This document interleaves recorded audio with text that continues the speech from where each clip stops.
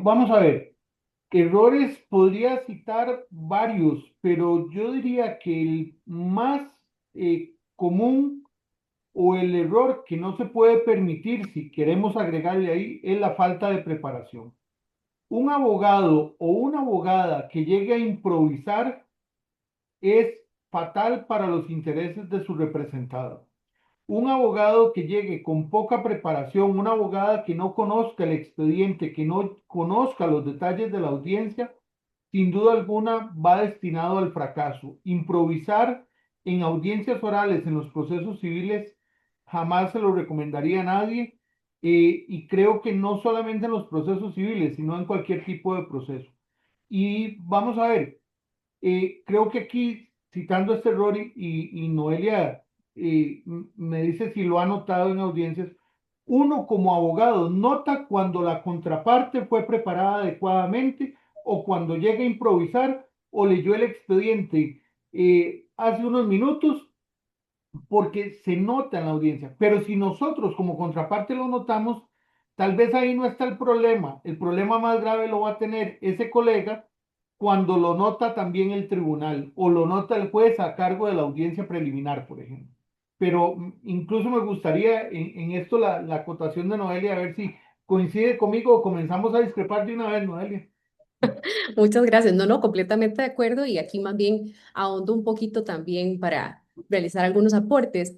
Sin lugar a dudas, el mayor error tiene que ser una falta de preparación, como bien lo puntualiza David, y es que esto también lo podemos enfocar en un tema de esa poca capacidad que va a tener un abogado no preparado o mal preparado para reaccionar a todas las vicisitudes e incidencias y contingencias que se van a dar a lo largo del proceso.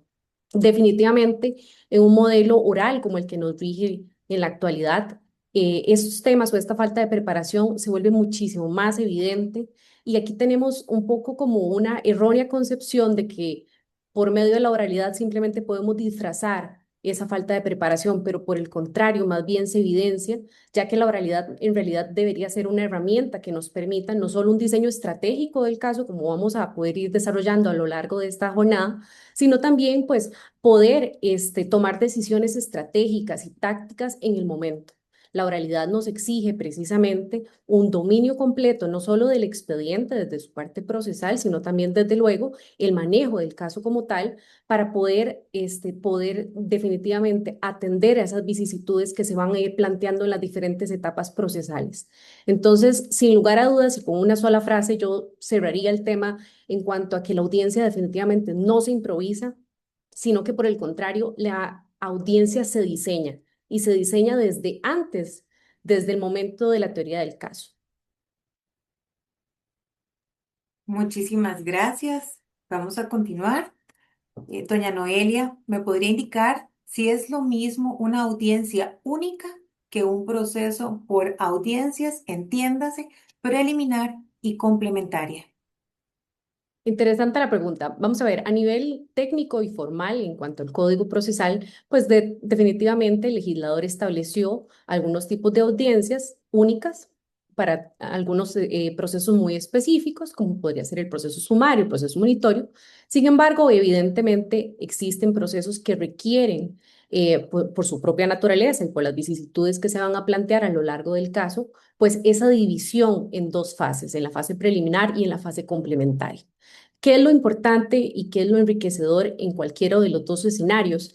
El manejo real del profesional en derecho. ¿A qué me refiero con esto?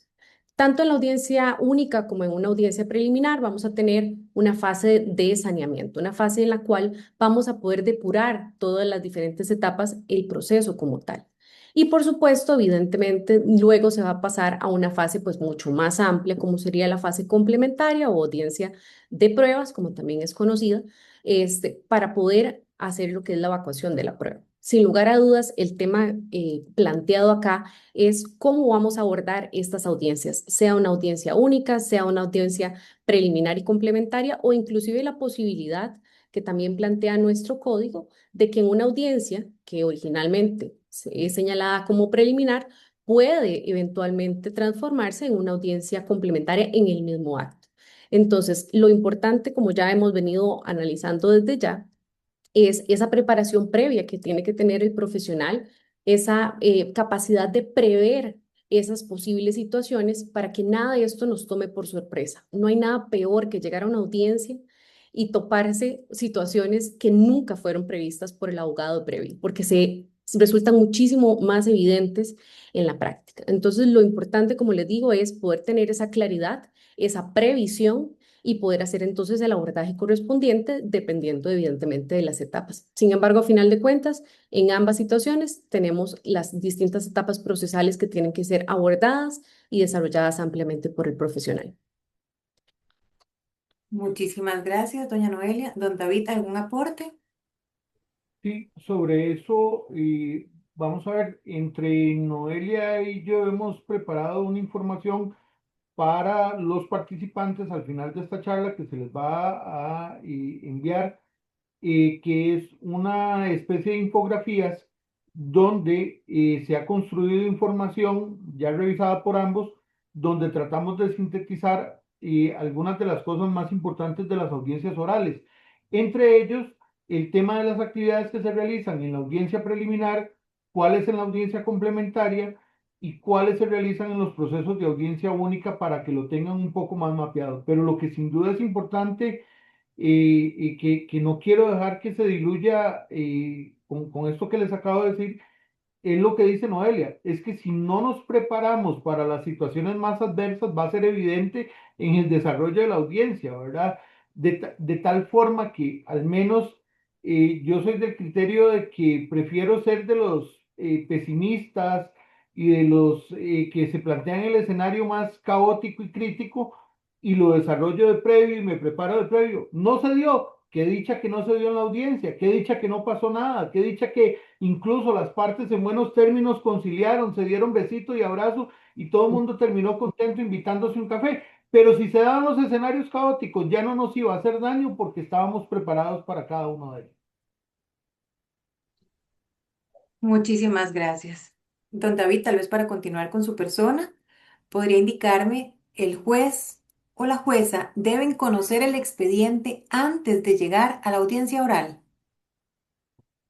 Ok, por ejemplo, en materia penal, se entiende que el tribunal no conoce el expediente, llega a informarse al juicio, pero en materia civil es distinto. En materia civil, el juez debe conocer, el juez a cargo de la audiencia preliminar, y aplica también para el caso de el que está a cargo de una audiencia única, debe conocer por completo el expediente, debe saber qué fue lo que se puso en la demanda, qué se fue lo que se puso en la contestación, qué ocurrió en cada parte del proceso antes de llegar a esa audiencia preliminar.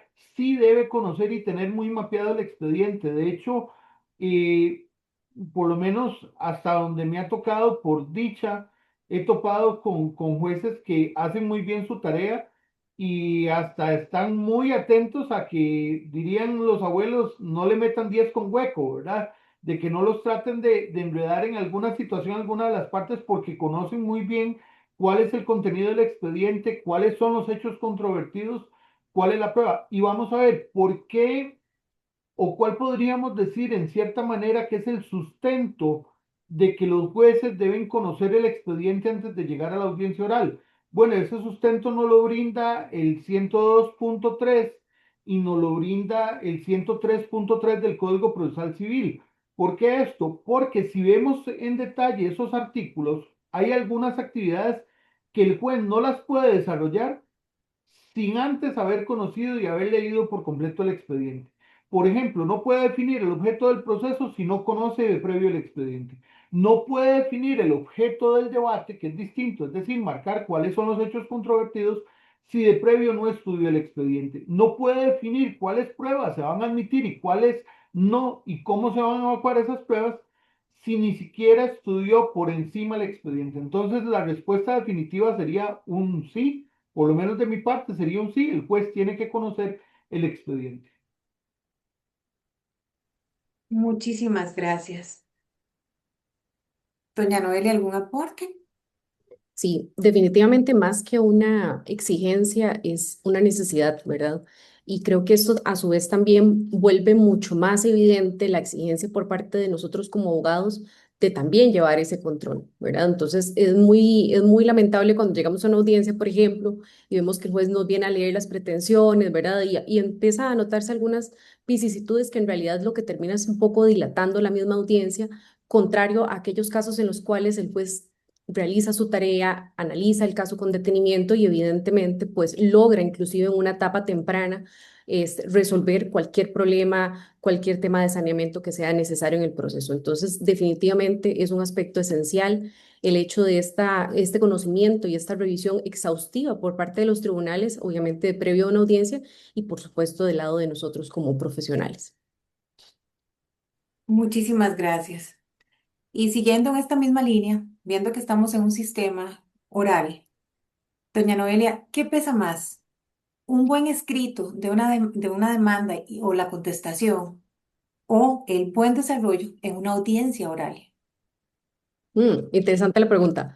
Creo que más allá de un peso entre uno u otro, es mucho más anterior a estas etapas. Es decir, un correcto estudio, un correcto abordaje de un caso judicial tiene que venir desde su origen, desde su propia concepción, desde el momento en que se hace la construcción de la teoría del caso. ¿Cómo vamos a abordarlo?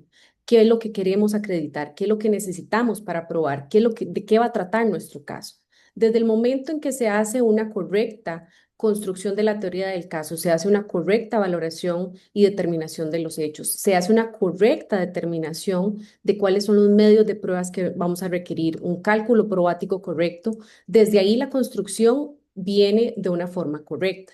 Esto entonces nos va a llevar a una demanda o una contestación, según sea el caso, pues que viene a ser un esqueleto, un punto más bien medular, sin lugar a dudas, porque nos va a delimitar la cancha de lo que eventualmente también se va a desarrollar en las diferentes etapas. Yo creo que uno de los errores más grandes que podemos cometer como abogados es pensar las diferentes fases de un proceso judicial como instancias independientes o aisladas. En el momento en que se miran de esta forma, se pierde la perspectiva y se pierde sobre todo esa línea de coherencia que tenemos que mantener en las distintas etapas. Desde luego, lo que se vaya a realizar en una audiencia oral es sumamente significativo y tiene que mantener esta misma línea coherente, por supuesto derivado, como les digo, desde la teoría del caso. Sin embargo, creo que más allá de una u otra, es la construcción primigenia lo que va a determinar pues cuál va a ser finalmente el resultado al que queremos y al que podríamos llegar. David, por supuesto, sus aportes van a ser muy valiosos. Yo en esa línea tengo muy poco que acotar porque usted lo condensó todo de manera muy clara, pero yo lo único que nada más le haría énfasis es de que si el escrito de demanda o el escrito de contestación está pésimo, y salvo que a usted le sople la rosa de Guadalupe y el viento le llegue el viento a la rosa de Guadalupe en media audiencia, tal vez la pueda salvar.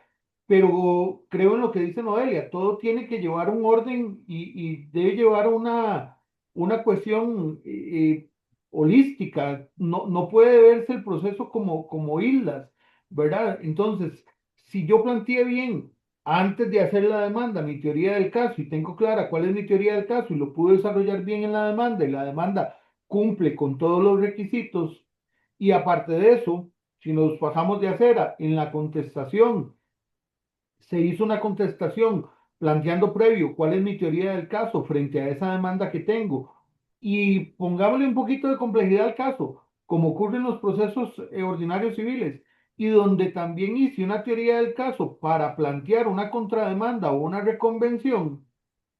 Entonces, en esa línea, si voy uniendo todas las fases del proceso, sin duda alguna la audiencia será más llevadera en el sentido de que no tengo que comenzar a corregir errores. Y creo que esto nos ha pasado a algunos abogados cuando asumimos procesos que iniciaron otros colegas. Y uno dice, no voy a criticar al otro colega, pero esto yo no lo hubiera hecho así. Yo hubiera preferido tal estrategia. A eso me refiero, de que todo debe verse unido para que facilite el manejo de las audiencias orales.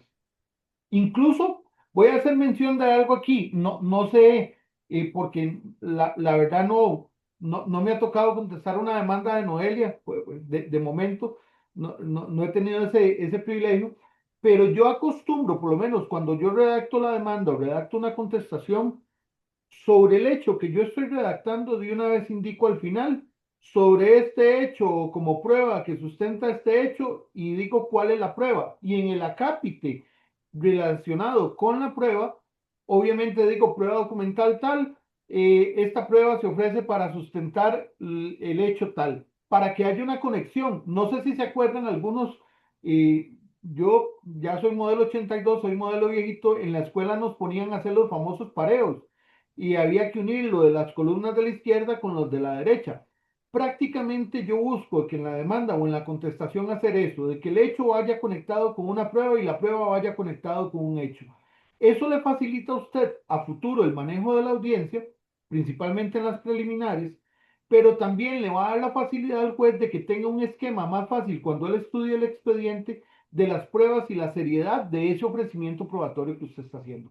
Perdón ahí que me extendiera, pero se me vino en estos momentos, hablando del tema, ese detalle que yo busco hacer en las audiencias.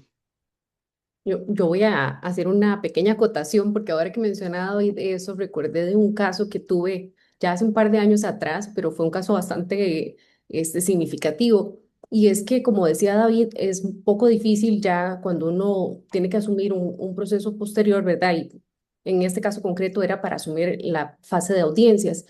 Y recuerdo que ese caso pues tenía muchísimas, realmente serias, problemas serios técnicos en todos sus aspectos. O sea, fue un caso realmente insólito. Hechos mal planteados, mala fundamentación, todos los problemas que puedan imaginarse en materia probatoria, etcétera. Y realmente el caso fue muy, muy, muy llamativo porque realmente es donde uno dice, ¿cómo hago para corregir algo así, verdad? Y se trata muchísimo más difícil en una audiencia enderezar ese barco.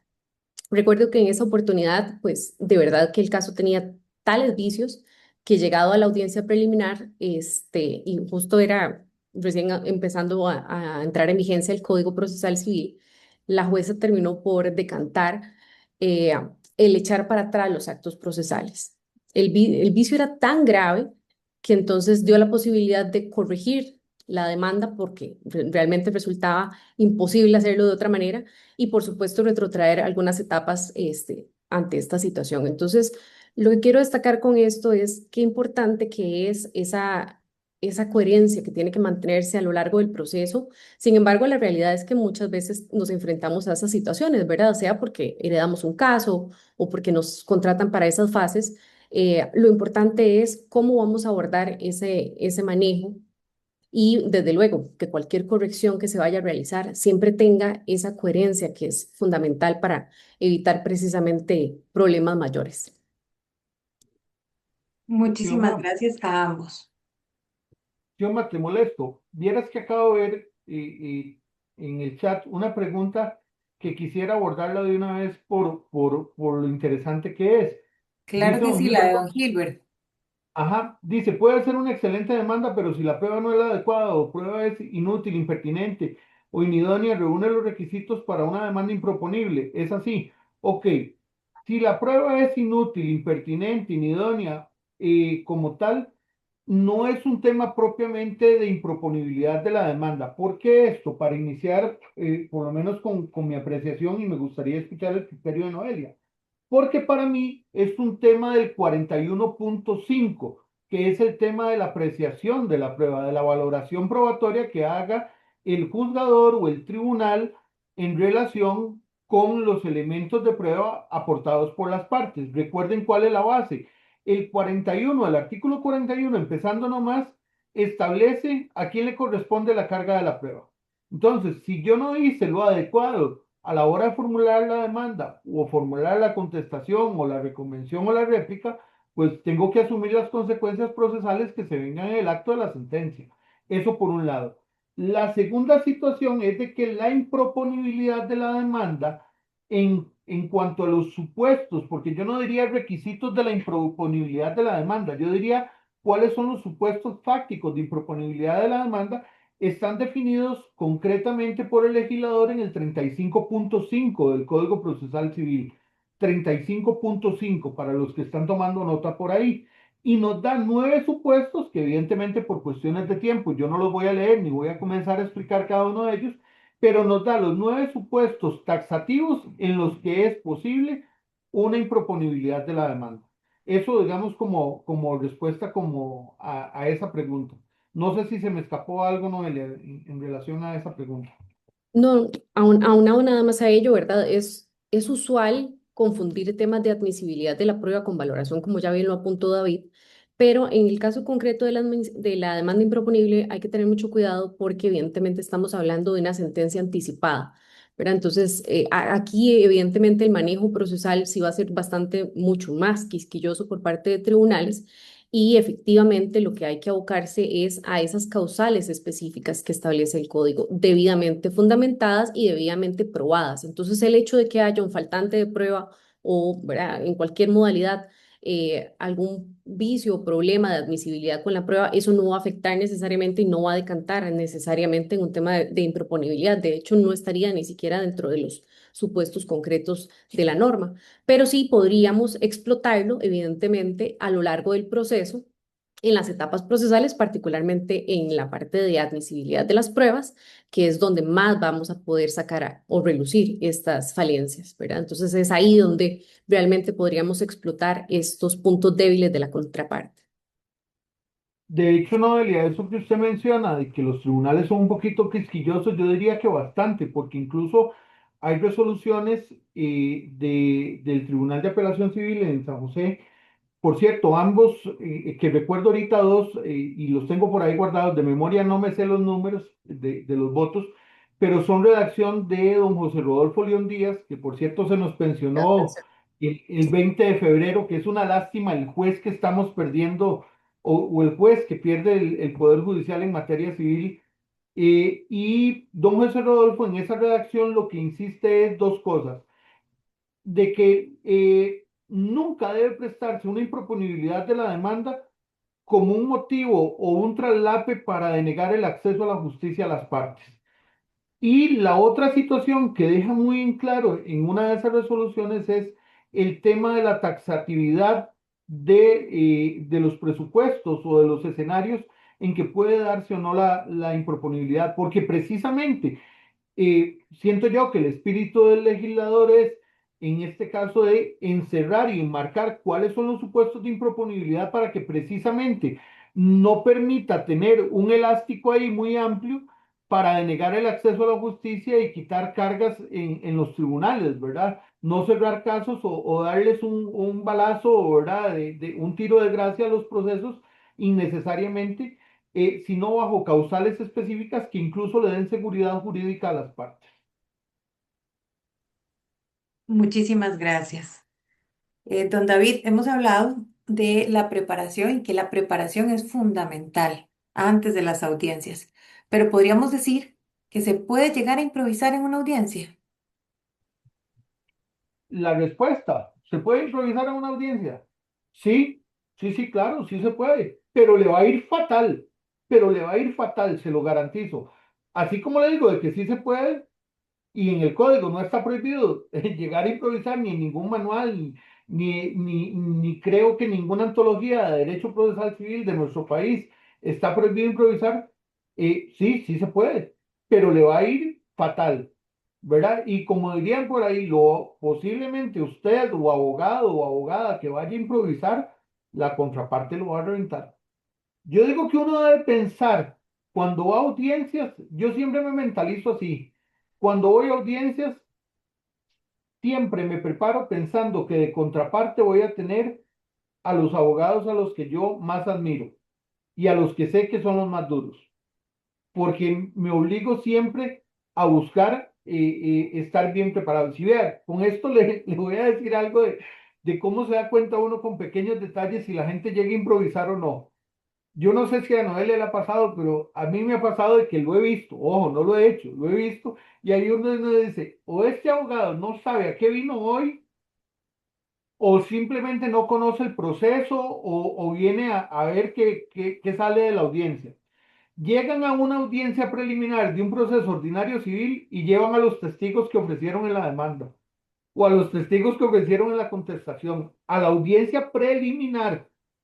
En la audiencia preliminar no se evacúa la prueba. Distinto es que usted me dice si estamos frente a una audiencia única, pero en una audiencia preliminar no se debe llevar los testigos. Y uno lo nota que en la práctica hay colegas que a veces llevan los testigos, ¿verdad? A una audiencia preliminar. Yo no sé si Noelia le ha pasado, a mí sí me ha pasado en varias ocasiones, la verdad. Es súper lamentable, pero yo creo que a final de cuentas es un desperdicio, más allá de lo que ya efectivamente David contemplaba, es un desperdicio también de la gran oportunidad que tenemos, ¿verdad? Porque desde luego la oralidad nos va a permitir muchísimas posibilidades dentro de una audiencia, desde la conducción correcta, el tema probatorio, el tema de decisiones tácticas, pero a final de cuentas es qué lamentable no haberse preparado, porque esto no solamente queda uno mal como abogado, atrasa el proceso, lo vuelve mucho más tedioso y al final de cuentas se vuelve una bola de nieve que él puede explotar en cualquier momento, porque una mala preparación muy probablemente deriva o viene inclusive de una mala demanda, una mala contestación. Entonces son como pequeñas secuelas que se van arrastrando a lo largo de las distintas etapas procesales y van a quedar en evidencia. Gracias a ambos. Solamente voy a hacer un paréntesis. Les recuerdo a todas las personas que nos están viendo que nos pueden hacer las preguntas por el chat y poco a poco las vamos a ir abordando. Continuamos. Don David, Xioma, señor, Xioma, como que se destapó el tema de la improponibilidad de la demanda. estoy Ahí están, viendo. ahí está poniendo Gianina Saborío Zúñiga pone la improponibilidad de ser resuelta antes de la audiencia preliminar. ¿Qué sentido tiene ir a la audiencia si la demanda podría ser declarada como improponible? Bueno, esta pregunta es interesante por una razón. Es que la improponibilidad de la demanda no se tiene que presentar con la contestación necesariamente. No es que solamente ahí la presento y tiene que ser entonces resuelta antes de la preliminar.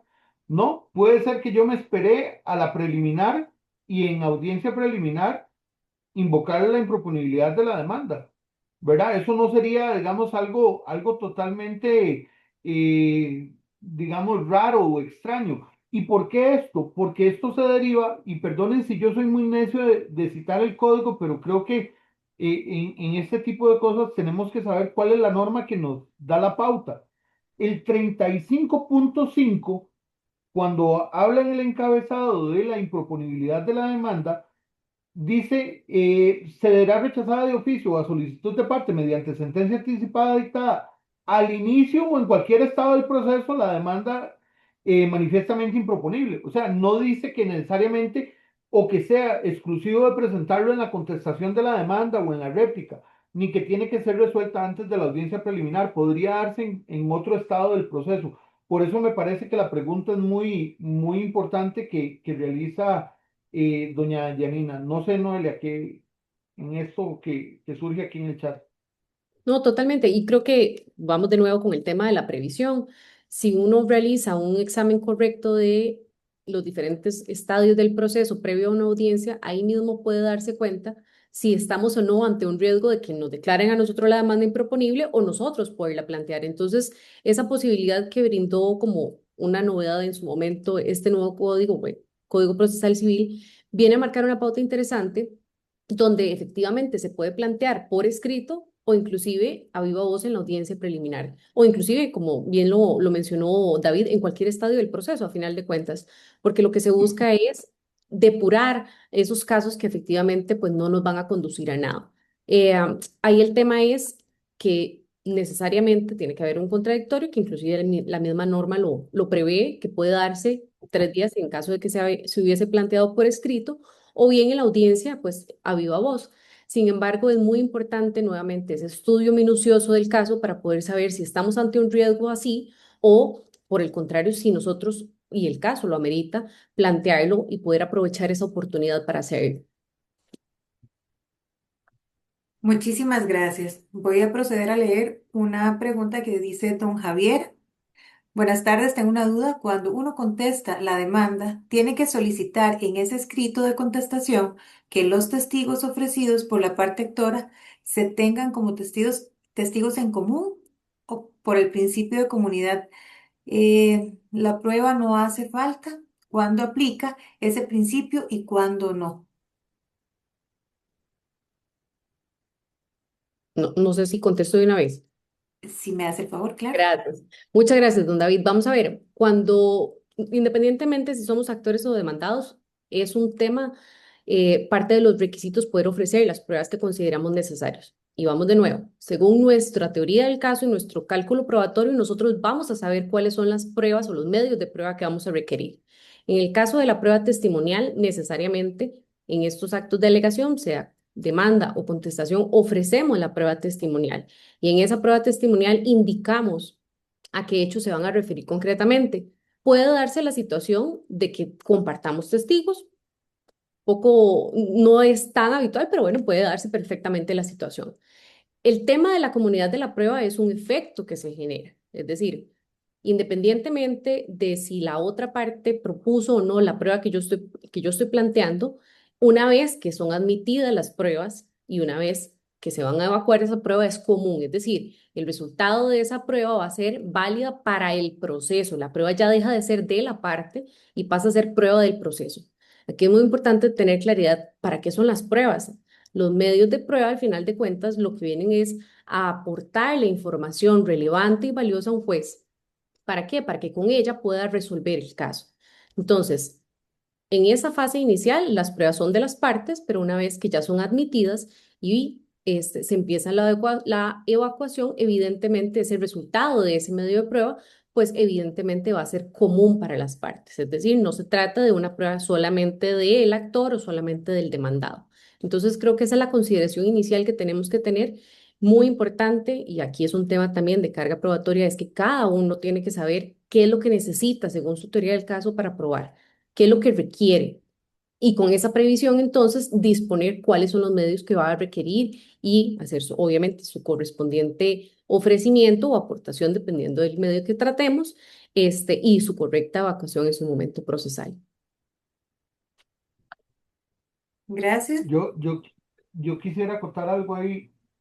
Don Javier, buenas noches. Yo no sé si don Javier en algún momento y me leyó el pensamiento o estuvo en alguna audiencia donde me tocó hacer eso.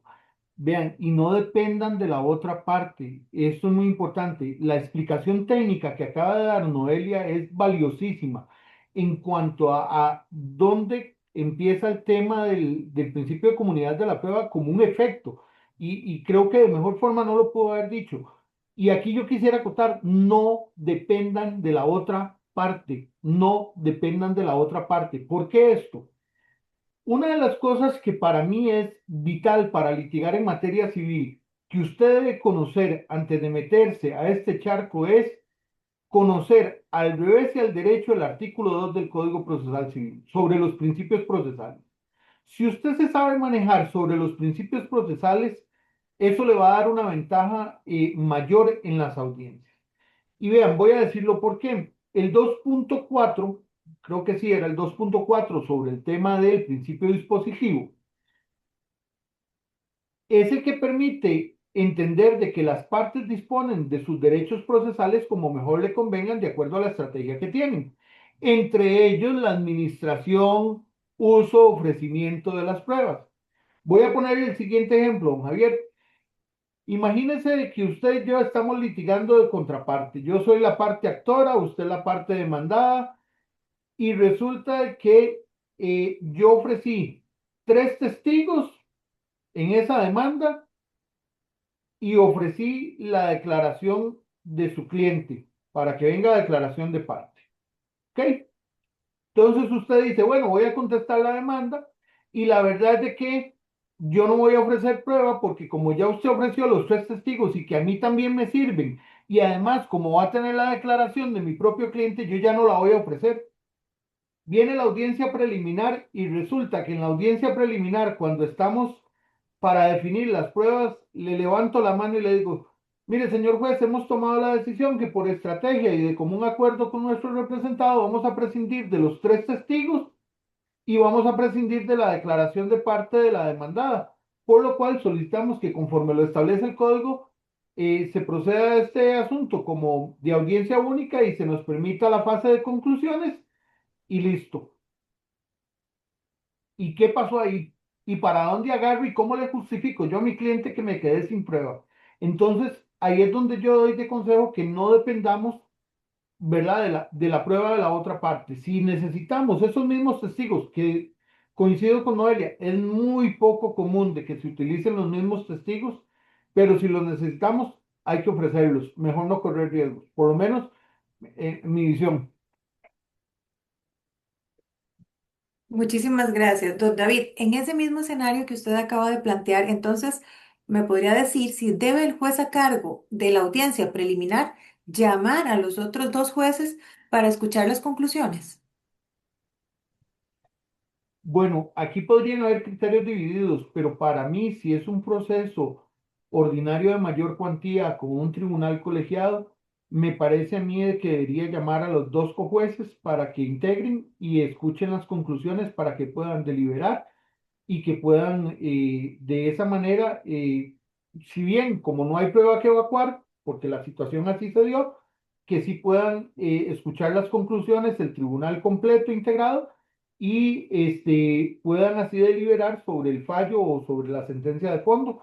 De hecho, en la práctica sí me ha tocado en varias ocasiones de que se suspende brevemente la audiencia porque el juez que preside la preliminar pide un espacio para llamar a los otros dos cojueces, ya sea que se integren de manera virtual porque están en teletrabajo o porque están en el mismo despacho y se integran de manera presencial. Muchísimas gracias. Sí, No, doña lo único Noelia. que iba a mencionar es que efectivamente, en mi caso también, en la práctica es justamente lo que ha sucedido. Siempre se hace la integración y así es como logran resolver. Y esto tiene una razón y es justamente cuál es el meollo de una demanda improponible. Como yo mencionaba antes, es una sentencia anticipada y como tal necesita la integración de ese tribunal. Esa es la razón por la que es necesario pues, la composición completa o en pleno del tribunal para poder resolver. Muchísimas gracias a ambos por las respuestas. Noelia, ¿usted nos podría indicar qué hago si el abogado de la contraparte o la abogada es agresivo o irrespetuoso en la audiencia? Yo creo que a veces pasa, ¿verdad? Y no es tampoco habitual de que se confunda el hecho de un carácter y un buen temperamento, un correcto manejo de una audiencia con el hecho de ser groseros, irrespetuosos o inclusive hasta rayar en temas un poco más pesados. En resumidas cuentas, definitivamente el tema de la oralidad plantea un manejo muy claro, no solo a nivel emocional y no solo a nivel procesal, ¿verdad? De todas esas vicisitudes que van a ocurrir a lo largo del proceso. Desde la parte procesal, por supuesto que existen una serie de reglas donde el tribunal tiene el deber de la dirección y la correcta conducción del proceso y eso implica desde luego evitar cualquier situación, digamos, de índole, pues ya más agresivo o inclusive hemos visto audiencias pues, que se volvieron muy virales por resultar hasta violentas. Creo que en el manejo estratégico de la oralidad y de un proceso nos debería caracterizar, por supuesto, ese control o ese autocontrol que deberíamos de tener en las diferentes etapas. Y yo creo que todo esto al final se garantiza cuando se maneja de forma correcta el caso. Estas situaciones evidencian, mm, pues no solamente como estas vicisitudes que pueden generarse a lo largo del proceso y que sacan de balance muchas veces a los colegas, inclusive a cualquiera de nosotros. Lo importante, desde luego, es tener el control y esto también es algo que le transmitimos también a los testigos, a los declarantes, ¿verdad? No pierda el control. Una mente clara, una mente equilibrada va a poder tener una mejor reacción a las diferentes situaciones que se puedan plantear en el proceso. Y desde luego, pues yo creo que un abogado serio, un abogado respetuoso, puede y debe transmitir sus ideas de forma clara, de forma concreta, sin necesidad de levantar la voz, sin necesidad de ser irrespetuosos. Y esto se valora muchísimo por parte de los tribunales inclusive. Entonces, a final de cuentas, la oralidad lo que nos exige es esa capacidad de síntesis, esa capacidad de reacción, pero esa capacidad también de transmitir de forma clara las ideas. Esto no tiene nada que ver con temas o situaciones que más bien pueda transgredir, ¿verdad? O ofender a los colegas, desde luego. Entonces, yo creo que eso es como la parte que hay que mantener, pues, un buen equilibrio y al final tener muy claro cuál es el objetivo de la audiencia. Gracias. Don David, ¿tiene algún aporte? Y hay algo que no viene en el Código Procesal Civil y que en los manuales de Derecho Procesal Civil, eh, digamos, poco se ve, más se ve en manuales de litigación, pero se ha hablado un poco más del tema de la inteligencia emocional, ¿verdad? Una cosa es hablar con firmeza que gritar y perder la cabeza en audiencia, ¿verdad? Y para pelear, dicen por ahí el dicho que para pelear se necesitan dos, ¿verdad? Entonces, vamos a ver, en civil no tanto, pero en laboral sí, sí me he topado con colegas que incluso se han comportado, y ahora antes de iniciar, por cierto, la actividad, comentábamos vacilando de que una vez antes de pandemia, un colega me retó a los golpes en media audiencia. Para pelear se necesitan dos, ¿verdad? El ridículo lo hace él frente a la autoridad judicial y el que se lleva el mal aspecto y que ya va perdiendo como 3-0 es él por esa mala crianza, ¿verdad? Entonces, yo creo que ahí es donde se requiere mucha inteligencia emocional. Xioma, vieras que estaba viendo que en la caja de preguntas, no en el chat, sino en la caja de preguntas, hay una pregunta sobre la improponibilidad de la demanda, de qué recurso tiene. Ok, si la demanda improponible se acoge, ¿verdad? Podríamos estar en el supuesto del 67.3, específicamente el inciso 2, que es apelable los autos que pongan fin al proceso por cualquier causa, ¿verdad? O, ¿verdad? Dependiendo la situación del proceso para así impugnarlo, ¿verdad? El tipo de proceso frente al que estemos. Pero no tiene apelación aquella que rechace la improponibilidad. Lo que sí queda claro es de que esa no tiene el recurso de apelación, por lo menos desde mi entender de la lista taxativa que tiene 67.3, ¿verdad? Lo otro que está en esa caja de preguntas es que dice, ¿puede el representante de la empresa ser testigo? Es que al ser representante de la empresa, entendiendo, dimensiono la pregunta, don Jorge, que ese representante es de la empresa demandada o de la empresa parte actora. En ese caso no iría como testigo, sino como declarante por esa condición de ser representante legal. No sé, Noelia, en esos dos temas que acabamos de ver, del recurso y del el representante como testigo, la opinión tuya. Efectivamente, el tema del recurso, así como lo planteó, es correcto. Sobre el tema del testigo, aquí hay que hacer una acotación interesante. Vamos a ver, la condición de representante legal, ¿verdad? Lo hace precisamente susceptible de declaración, ¿verdad? Por ser justamente, o por ostentar justamente esa condición. Sin embargo, hay una normilla. Yo soy mala con los números, soy pésima. Hay una normilla en el Código Procesal que estoy segura que ahorita David nos va a indicar, que justamente hace alusión al tema de la declaración de parte. En aquellos casos donde el representante legal no tenga o no haya participado de forma directa de los actos, ¿verdad? ¿Qué es lo que sucede cuando uno hace la solicitud o plantea una declaración de parte? La parte contraria, la que tiene que rendir esa declaración, tiene 5 días para poderse referir, ¿verdad? Si es que no participó en los actos. Si no lo hace, ¿verdad? Necesariamente el código establece una serie de consecuencias. Sin embargo, en el supuesto en que el representante legal indique que no participó de forma directa, la misma norma establece la obligación de que este representante legal indique quién sí lo hizo. En ese supuesto, esa persona que sí participó entraría como testigo. Sin embargo, se ha planteado también en unas situaciones bien particulares, por ejemplo, en casos de representación conjunta, ¿verdad? Entonces, hay que dimensionar justamente la aplicación de la norma, pero sí tener esa previsión. O sea, el tema de la declaración de parte corresponde al representante legal, ¿verdad? Entonces, es distinto y los efectos jurídicos también van a ser distintos en cuanto al abordaje de las pruebas, sea como testigo, sea como declaración de parte. Al cliente lo que pida, 42.1 párrafo tercero, 42.1 párrafo tercero, Noelia. Excelente, yo soy muy mala con los números, sé dónde están, sé por dónde están, pero los números nunca me los voy a aprender. Mm. Ahí, don Roger, que pone en el chat 41.2, no, el 41.2 tiene que ver en relación con temas de ofrecimiento probatorio, específicamente con lo que se refiere a los medios de prueba como tal. Aquí lo que habla Noelia es del 42.1, específicamente de esa situación de cuando el representante legal que he llamado no estuvo en el momento en que ocurrieron los hechos controvertidos. Creo que Gracias. esas eran las que estaban, dice, esas actitudes de los colegas puede perfectamente el juez aplicar el artículo 4, ¿les parece?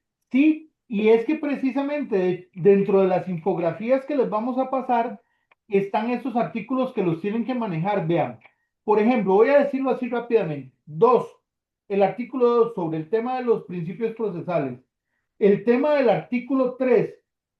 A mí me gusta el artículo 3 del Código Procesal Civil, en especial el 3.1, donde nos dice que las normas de este código son de orden público y de acatamiento obligatorio. Y entonces, ya uno le puede decir a la parte o al juez, mire, usted tiene que sujetarse a lo que dice la norma de ritos.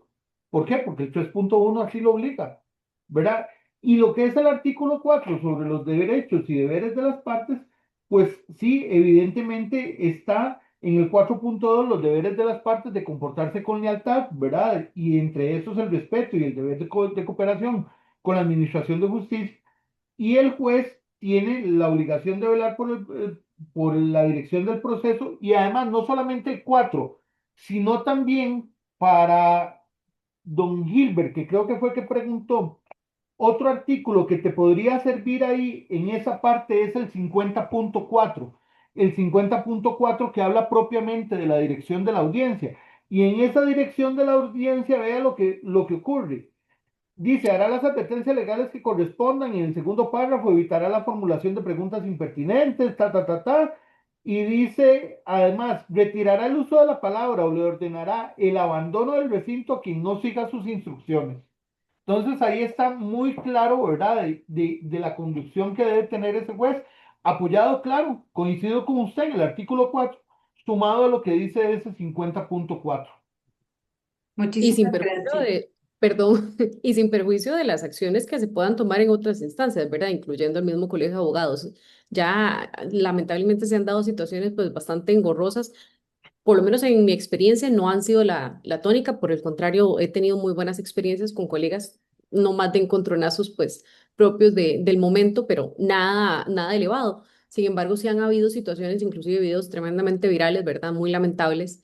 Y aquí es muy importante ese manejo ético que tenemos todos como abogados, como profesionales en derecho, desde luego desde un resguardo y un respeto a nuestra profesión. Xiomara, Muchísimas gracias. Iba a Vea continuar qué con bueno, una... Sí, señor. vea qué bueno eso. Vio la última pregunta las preguntas de don Maynor González en la caja de preguntas. Sí, esa la iba a abordar en este momento. Dice, buenas noches. Dice Noelia que ella la quiere responder. Entonces yo me quedo callado.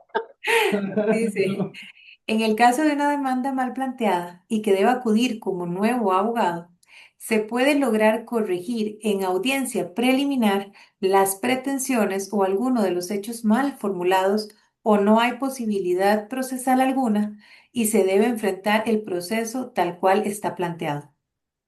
Una A cuestión ver, previa a la respuesta de Noelia. Esa pregunta es de don Maynor González González, de Atenas.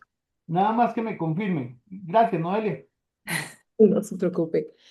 Vamos a ver, aquí hay varios temas importantes. A nivel del código, desde luego se establecen posibilidades de modificar actos procesales, en este caso, la posibilidad que establece el código de modificar hechos, pretensiones y pruebas en casos súper calificados, ¿verdad? Y bajo los presupuestos que la misma norma establece. No es posible, y es un tema también, desde luego, de seguridad jurídica y también de preclusión de las fases del proceso, estarnos devolviendo a hacer este tipo y mucho menos correcciones como tal, ¿verdad? Cuando existió simplemente un mal manejo o un mal abordaje por un profesional. Hay situaciones que se pueden corregir, sí. Temas como las pretensiones eventualmente podrían corregirse en audiencia, inclusive si vemos la norma de la audiencia preliminar o inclusive en la audiencia única, establece fases donde de oficio el tribunal puede precisamente solicitar la corrección de estas situaciones cuando a su criterio resulten obscuras. Así lo establece la norma. El problema es si el tribunal no lo consideró, no lo consideró obscuro y simplemente es un tema de que nosotros como abogados ahora a cargo queremos simplemente pues enderezar un poco el barco o corregirle la plana al colega que en su momento planteó de forma incorrecta una contestación o una demanda. Entonces, esa parte no la vería viable, salvo que se trate, como les menciono, de alguno de los supuestos donde la norma expresamente permite la modificación de la pretensión, que obviamente ya dijimos es en casos sumamente calificados y bajo los supuestos que la misma norma establece para esas situaciones en específico.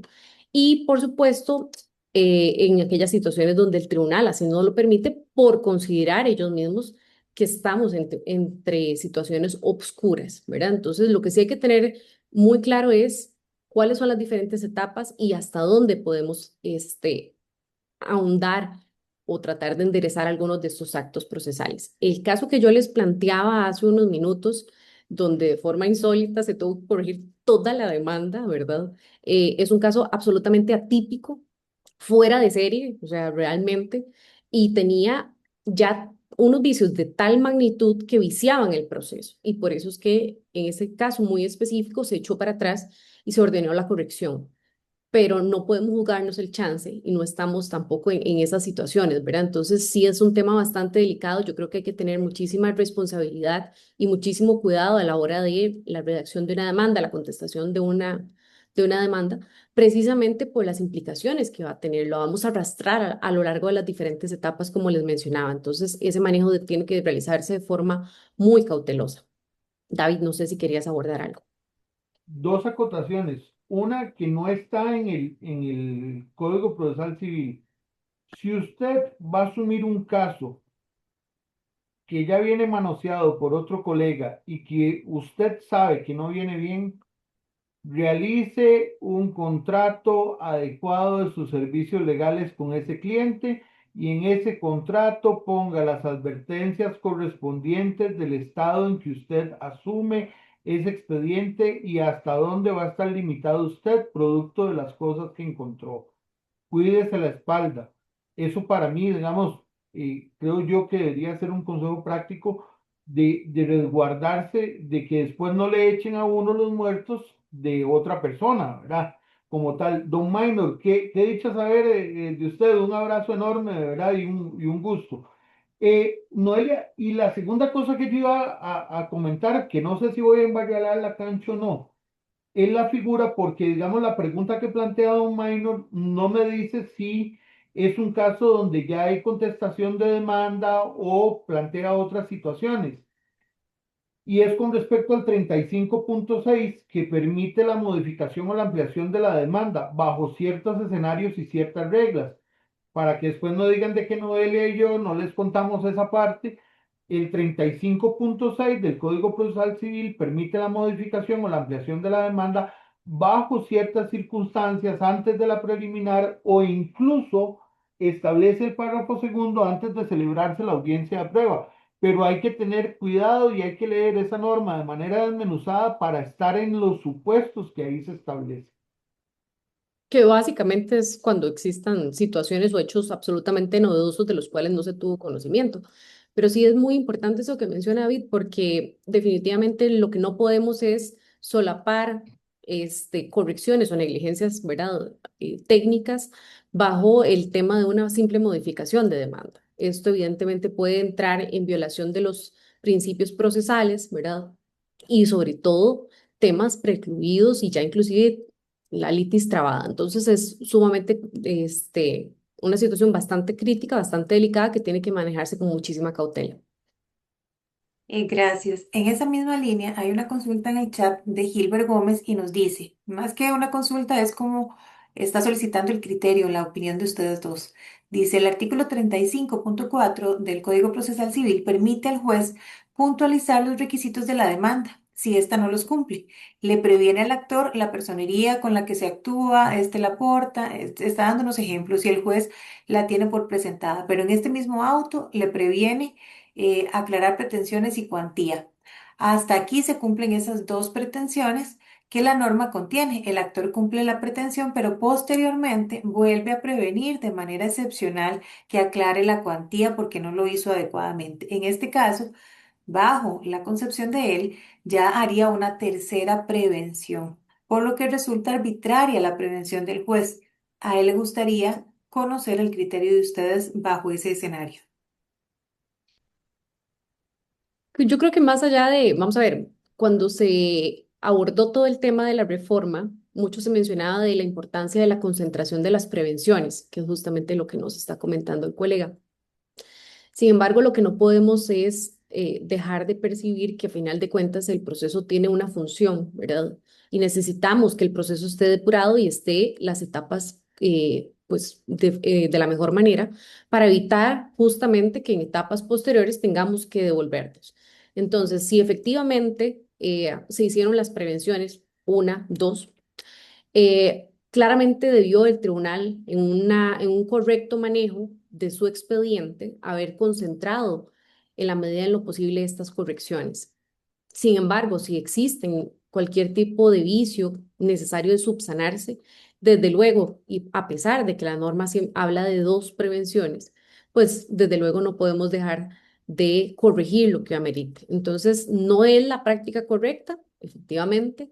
Nos pone en evidencia que el tribunal tal vez no está haciendo pues el mejor manejo del expediente o tal vez justamente, y eso pasa muchísimo en la práctica, pues los diferentes técnicos van un poco al día, ¿verdad?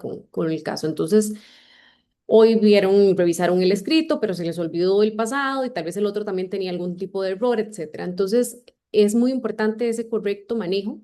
Sin embargo, no podemos dejar de percibir que tenemos que llegar a un proceso y sobre todo a una audiencia, pues ya con el caso lo más depurado posible para evitar justamente que el proceso se alargue más de lo necesario. Muchísimas gracias, don David. Coincido con Noelia. Para mí, lamentablemente, en este caso no es eh, el manejo adecuado porque debió haber cumplido con lo que dice la norma. Es haber prevenido en su momento todo lo que tenía que prevenir, ¿verdad? No vayamos haciendo las prevenciones en abonos porque, ¿verdad? Nos va a dar Navidad y no se ha corregido la demanda. No es lo más adecuado, estoy de acuerdo con Noelia y con el mismo don Gilbert. Lamentablemente, aquí la interpretación que probablemente hizo el tribunal era de que era algo menor, que era mejor subsanar que iniciar de ceros, incluso por un tema de economía procesal era mejor subsanar de una vez que declarar la inadmisibilidad y que posiblemente se fuera a apelación a esa inadmisibilidad para que después le dijeran al tribunal siga con la tramitación de ese expediente, ¿verdad? Que era algo menor. Entonces, si bien no coincido con la postura, que el código es muy tajante, que son dos prevenciones, ¿verdad? Que la parte debe saber, yo al menos considero que sí, no estoy de acuerdo con el manejo del tribunal. Lamentablemente se dio, pero son cosas que suceden en el día a día. Pero siéntase bien, porque si va a topar con un colega que le hacen las prevenciones y no cumple hasta una tercera, no le va a ir mal en esa audiencia preliminar ni complementaria. Lleva una ventaja, se lo puedo garantizar. Muchísimas gracias.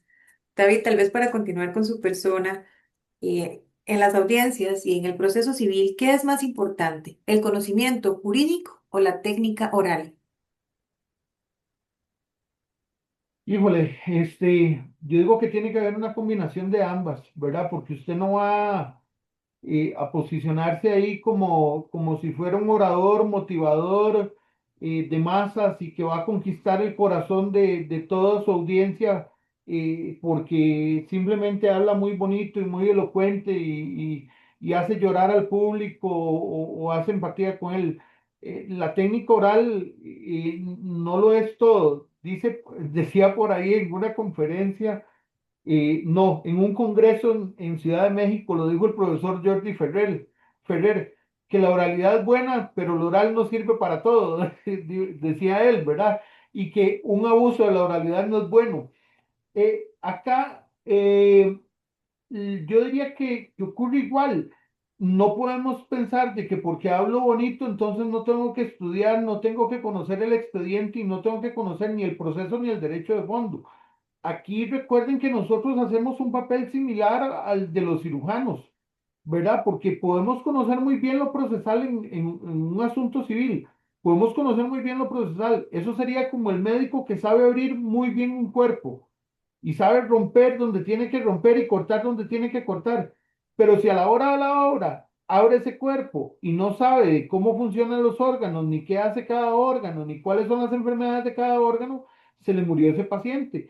Igual nosotros, de nada nos sirve saber alguna técnica oral y ahora abundan cursos y talleres de litigación, pero si no lo combinamos con conocimiento jurídico, posiblemente lleguemos a un mal puerto. Y voy a poner un ejemplo reciente de una casación que nos llegó el resultado. Efectivamente, a favor de nosotros se resolvió la casación, donde en un proceso ordinario civil, la parte presentó el proceso como si fuera una cuestión de mejoras y en realidad era un tema de una accesión y trató de hacer algo brillante en las audiencias y demás, y al final de cuentas la sentencia acaba de ser anulada porque efectivamente dice la sala primera de que no pidió lo que era adecuado, no pidió un tema de una accesión, sino pidió un tema de mejoras. Entonces, hay que combinar el conocimiento jurídico, y me refiero a conocimiento jurídico, lo procesal, lo de fondo, junto con la técnica oral. Tienen que ir todo de la mano. Dicen que poco y breve es bueno dos veces, ¿verdad? O algo parecido se menciona en el dicho, pero al final yo creo que es muy importante y se concreta justamente si usted tiene un claro dominio de la norma, si usted conoce perfectamente su caso, si usted sabe el derecho de fondo y logra integrar todos estos elementos, definitivamente esto le da muchísima claridad. Recordemos que en las audiencias el factor tiempo es esencial y es decisivo, nos pone más en evidencia.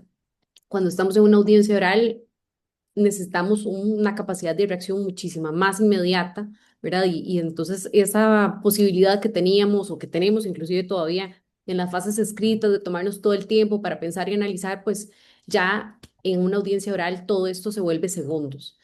En la medida en que tengamos esa base sólida, tanto jurídica, tanto de nuestro caso, como del manejo completo del proceso, esto nos va a permitir pues un mayor dinamismo a nivel de formular lo que ocupemos, sea un recurso, llámese una oposición, sea una contrapregunta, lo que sea. A final de cuentas, el conocimiento claro va a permitir una mejor estructuración a nivel del razonamiento que vayamos a proyectar. Y eso es lo que se va a evidenciar en una audiencia oral. Entonces, definitivamente, pues hablar bonito que bonito, pero a final de cuentas, lo más relevante siempre está en cuanto a la carne, al fondo de qué es lo que hay detrás. Muchísimas gracias. Voy a proceder a realizar unas preguntas que son de situaciones que pueden suceder en el desarrollo de las audiencias. Don David, ¿qué sucede si el abogado de la contraparte no se presenta a la audiencia? No le van a pagar los honorarios. No, mentira, no, hay un efecto procesal diferente en el tema. Y es lo que señala, para darlo con base normativa, lo que dice el 50.3. El 50.3 en el párrafo final dice, las audiencias no se pospondrán ni suspenderán por la ausencia de los abogados. Lo que pasa es que yo tengo una discrepancia ahí un poco en la práctica, ¿verdad? Porque si los abogados no van, incluso siento yo que el tribunal va a ser quisquilloso de llevar adelante una audiencia para que después no le vengan a anular o no vengan a decir de que quedó la parte en cierta indefensión, ¿verdad? Pero digamos, de acuerdo a lo que establece la norma de ritos, es 50.3 el párrafo final, no se la jueguen, las audiencias no se van a posponer ni se van a suspender por la ausencia de los abogados. Muchísimas gracias. En esa misma línea, doña Noelia, ¿qué sucede si es la parte actora la que no asiste a una audiencia preliminar? Ujú. Nuevamente, el código establece pues la solución muy concreta a estas situaciones. En el caso de la ausencia por parte del actor en la preliminar, la norma lo que establece es un efecto de desistimiento tácito de la demanda o de la reconvención, obviamente, según sea el caso. y consecuentemente pues la condena de las costas y cualquier daño y perjuicio que se pudiese ocasionar, ¿verdad? Entonces esa parte es muy importante y de ahí la trascendencia, ¿verdad? De la asistencia a un proceso o a una audiencia, en este caso preliminar. Doña Noelia, y en esa misma línea, ¿qué sucede si la parte actora igualmente no asiste a la audiencia, pero de prueba? En ese otro supuesto, pues en realidad lo que corresponde es el tema de la práctica de la prueba, ¿verdad? De la parte que sí asista. Entonces ahí es muy importante y eso que David mencionaba hace unos minutos también hay que traerlo a colación y hay que tener muchísimo cuidado cuando falta alguna de las partes a la audiencia por los eventuales efectos que se puedan generar. Si bien la norma establece pues los supuestos en los cuales se va a manejar una situación u otra, aquí lo importante es ese conocimiento que vamos a tener de nuestro caso, porque eso es lo que nos va a determinar saber si necesitamos o no que se practique prueba, independientemente de si la parte contraria no está, ¿verdad? Y qué situación o qué riesgo puede contribuir esto en una eventual resolución, ¿verdad? Y una eventual impugnación por la parte contraria. Entonces, esa dimensión es la que tenemos que tener muchísimo cuidado en esa toma de decisiones casi que inmediata que tenemos que realizar en una audiencia oral. Gracias, David. Tal vez para que usted nos ayude y me indique qué sucede si la parte demandada no asiste a la audiencia de prueba. La misma situación que acaba de explicar Noelia, ¿verdad? Se practica la prueba de la parte que asiste, pero vamos a ver, en este caso, vamos a ver, a mí lo que sí me preocupa es ciertos detalles y yo creo que tal vez, y Noelia ya lo tiró y tiró la bomba, eh, es tener cuidado a ver si nos la jugamos el chance por estrategia o no. Recuerdo una vez que don Sergio, don Sergio Artavia, en uno de los talleres que hacía el instituto antes, dijo una vez, miren, yo tengo que ser muy sincero, pero en un proceso la contraparte no llegó y perdí el juicio y lo decía vacilando, ¿verdad? Entonces, hay que ver por estrategia qué es lo que nos sirve, pero también cuidado si nos adelantamos y aparece la parte al día siguiente presentando una incapacidad, ¿verdad? O otras cosas que podrían generar un cambio en las circunstancias del proceso. Eso por un lado. Eh, Básicamente en cuanto al tema de la audiencia de prueba, pero también tenemos una situación distinta. ¿Qué pasa cuando las partes no asisten a aquellos procesos que son de audiencia única?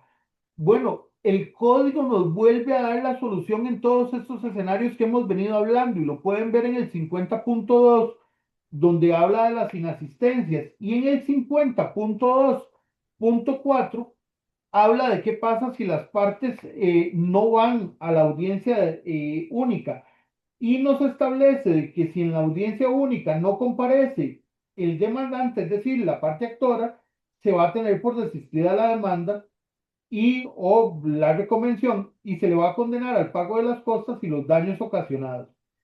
Pero podrá continuarse el proceso si alguna de las partes presentes tiene un interés legítimo en este asunto, ¿verdad? Y si el proceso continúa, se va a practicar la prueba y se va a dictar sentencia. Si el inasistente fuera la parte demandada, entonces ahí va la sentencia de inmediato, ¿verdad? Y si no comparece ninguna de las dos partes en esa audiencia única, entonces se tiene por desistido el proceso sin condenatoria alguna. Muchísimas gracias. ¿Qué Perdón, sucede?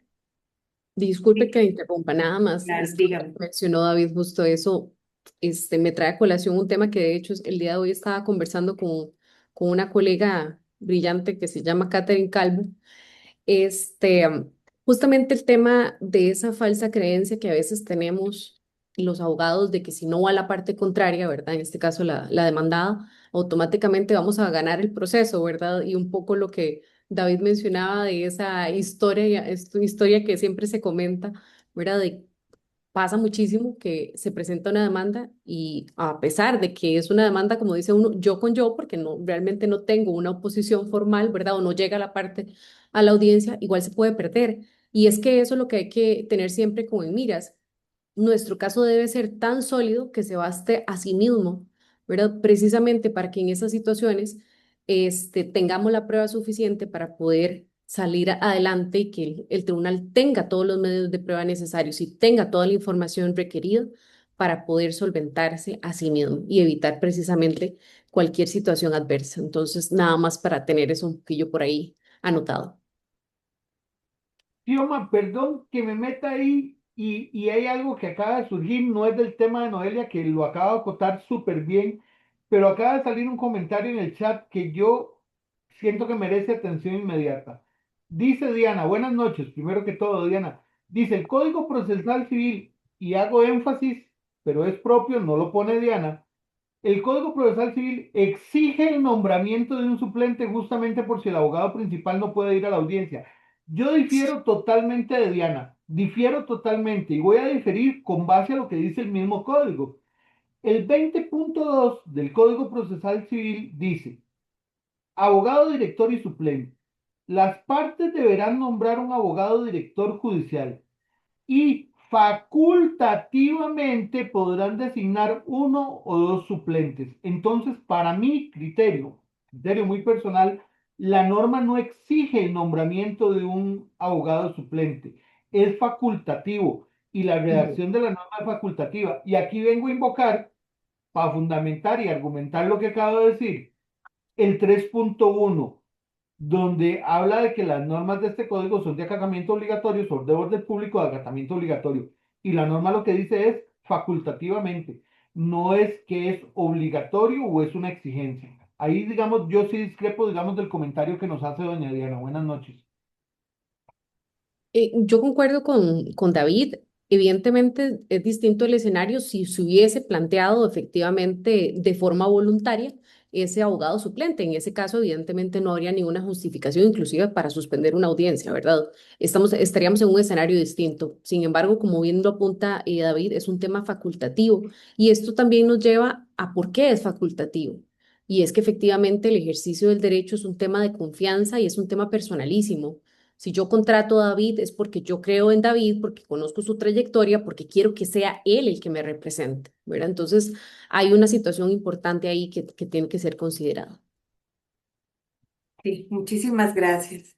¿Hay otra Toma, consultita, no señor? sé si hay, si ibas a tocar la norma de los, la pregunta de los testigos que hizo don Javier, que No, quedó un iba a poco. ser primero la de Marta Obando, perdón, que nos consulta que si no se puede asistir a la audiencia, ¿cuánto es el plazo para presentar la incapacidad? Adelante, David. Ok, por lo menos el código en lo que es el 50.3 que habla de la posposición y suspensión de audiencias no dice el plazo para presentar una incapacidad. ¿Verdad? Lo que pasa es de que si usted sabe que lo incapacitaron, no sé, la audiencia fue hoy, pero lo incapacitaron desde ayer, avísele ayer mismo al tribunal y presente el escrito a la hora que sea, o si es usted o es su representado el que está incapacitado y explique la situación, pero hágalo con prontitud. Entiéndase que no va a presentar la incapacidad 5 días después de que lo incapacitaron o 5 días después de la audiencia, porque evidentemente se nota que no tuvo ningún interés de justificar lo que le ocurrió, ¿verdad? Salvo que esté con una orden de internamiento, ¿verdad? Que esté hospitalizado, pero y que esté sumamente grave y muriéndose y que por eso no puede justificar, ¿verdad? Como tal, pero incluso en esas condiciones, si es el abogado el que se está muriendo y está hospitalizado, de la parte incluso se va a llegar, lo común es que llegue al tribunal a decir, mire, mi abogado se está muriendo y creo que no la va a contar, entonces nada más le comento y algo verán que hacen. Pero el código, por lo menos, no encuentro yo la normita que diga que hay un plazo X. De hecho, les voy a hacer un paréntesis aquí porque la pregunta de doña Marta me recordó otra norma que yo estuve discutiendo que la perdimos. No sé si ustedes se acuerdan, es que qué feo, ya comenzamos con temas de la edad. En el Código Procesal Civil anterior establecía, había una norma que decía que cualquier convocatoria, alguna audiencia o una comparecencia te tenía que hacer 3 días antes o con Ujú. 3 días hábiles de anticipación. Esa norma la perdimos. Esa norma la perdimos. De hecho, yo le pregunté a don Sergio, que fue uno de los corredactores del código, y le pregunté a José Rodolfo, y les dije, mire, yo no encuentro la norma, ¿qué se nos hizo? Y hace, sí, se nos quedó del código anterior, no se trajo a este. Entonces, al menos yo no la tengo, no sé, Noelia. No, efectivamente, aquí la recomendación es, uno, no se juegue el chance, ¿verdad? Eso es esencial. Y segundo es mucho cuidado con el tema de las incapacidades. No cualquier incapacidad tiene la capacidad de justificar realmente una ausencia, ¿verdad? Entonces es un tema bastante delicado, hay mucho que perder, de forma tal que hay que tener muchísimo cuidado. Ahora, si tal vez, digamos, jalándole mucho el mecate al tema, tal vez podríamos eh, pensar en que el plazo podría ser el plazo que menciona, el 50.3 en el último párrafo, cuando habla de los 3 días siguientes a la notificación del señalamiento, tratar de creer de que tenemos 3 días, pues yo no me la jugaría, yo la verdad no. Si a usted le dieron la incapacidad, si la audiencia, repito el ejemplo, si la audiencia fue hoy y la incapacidad se la dieron desde ayer, preséntelo ayer mismo a la hora que sea. Por eso gestión en línea, siempre y cuando no esté fallando, permite que usted presente escritos a cualquier hora del día. Entonces, preséntelo en la plataforma de gestión en línea y deje avisado de la situación. Y si lo incapacitaron el mismo día de la audiencia, hágalo saber en ese mismo momento, ¿verdad? Para que se eviten problemas posteriores. David, con respecto a la pregunta que nos hacía don Javier.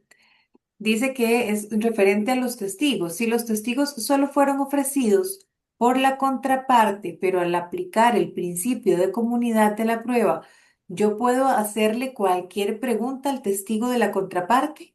¿O solo puedo hacer preguntas aclaratorias de las preguntas realizadas por la contraparte, quien fue la que ofreció al testigo? Serían preguntas aclaratorias. ¿Cuál era el nombre? Perdón, don Javier, me Don parece. Javier, ajá. Gracias. Don Javier, serían preguntas aclaratorias, ¿verdad? Ahí, nuevamente, el efecto de la comunidad de la prueba es en cuanto al resultado que se tiene, ¿verdad? Para efectos de la valoración. Sin embargo, es nuevamente carga de la prueba de cada uno saber qué material probatorio requiere, ¿verdad? Si usted necesitaba preguntarle a ese testigo en específico, usted debió haberlo ofrecido, ¿verdad? Para poderle plantear el interrogatorio. Lo único que le quedaría ahí son repreguntas de lo que ya haya declarado ese testigo en concreto. Muchísimas gracias, doña Noelia. Don David. Sí, ahí la única herramienta que le queda es el contrainterrogatorio, ¿verdad? Ya es la única que tiene, ¿verdad? Si usted necesita hacerle preguntas muy específicas, ahí lo que tiene es el contrainterrogatorio. Y aquí viene el plan con maña, que yo sé que Noelia no lo va a decir porque es más comedia, pero uno que ya sabe que es medio zafado, uno de ni modo. Yo sí le voy a decir, y aproveche, y dependiendo cómo usted mida la audiencia, porque esto también es importante, aproveche el contrainterrogatorio para soltar alguna preguntilla que usted necesite. ¿Qué puede pasar? Que el juez o el tribunal lo limite o que la otra parte se oponga. Pero si los otros no están atentos y pasó el gol, bienvenido sea, ¿verdad? Porque de eso precisamente son las audiencias orales, de que uno esté atento. Tan es así de que si usted, por ejemplo, en ese escenario me hace una pregunta que yo sé que no procede, sí, se la voy a objetar y le voy a atravesar, como dicen popularmente, el caballo. De ahí depende también el control que tengan y de lo metidos que estén en la audiencia todas las partes involucradas. Pero sí, me parece a mí que le quedaría solo el camino del contrainterrogatorio. Así es. Gracias. David, tal vez usted nos ayuda con esta pregunta. Dice, buenas noches, la hace don Cristian Vinicio. Tengo una duda, en un proceso ordinario de accesión, para contestarla se dan los 30 días hábiles y el plazo para oponer las excepciones es el mismo o siempre es los 8 primeros días después de la notificación. Ok, lo primero que quisiera saber es lo del tema del plazo de los 8 primeros días. Tal vez que si lo acota ahí, verá como tal, porque vamos a ver.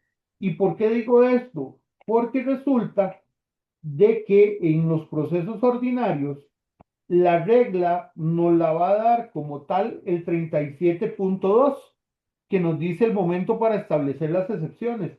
dice las excepciones procesales y materiales deberán oponerse con la contestación y debidamente razonadas.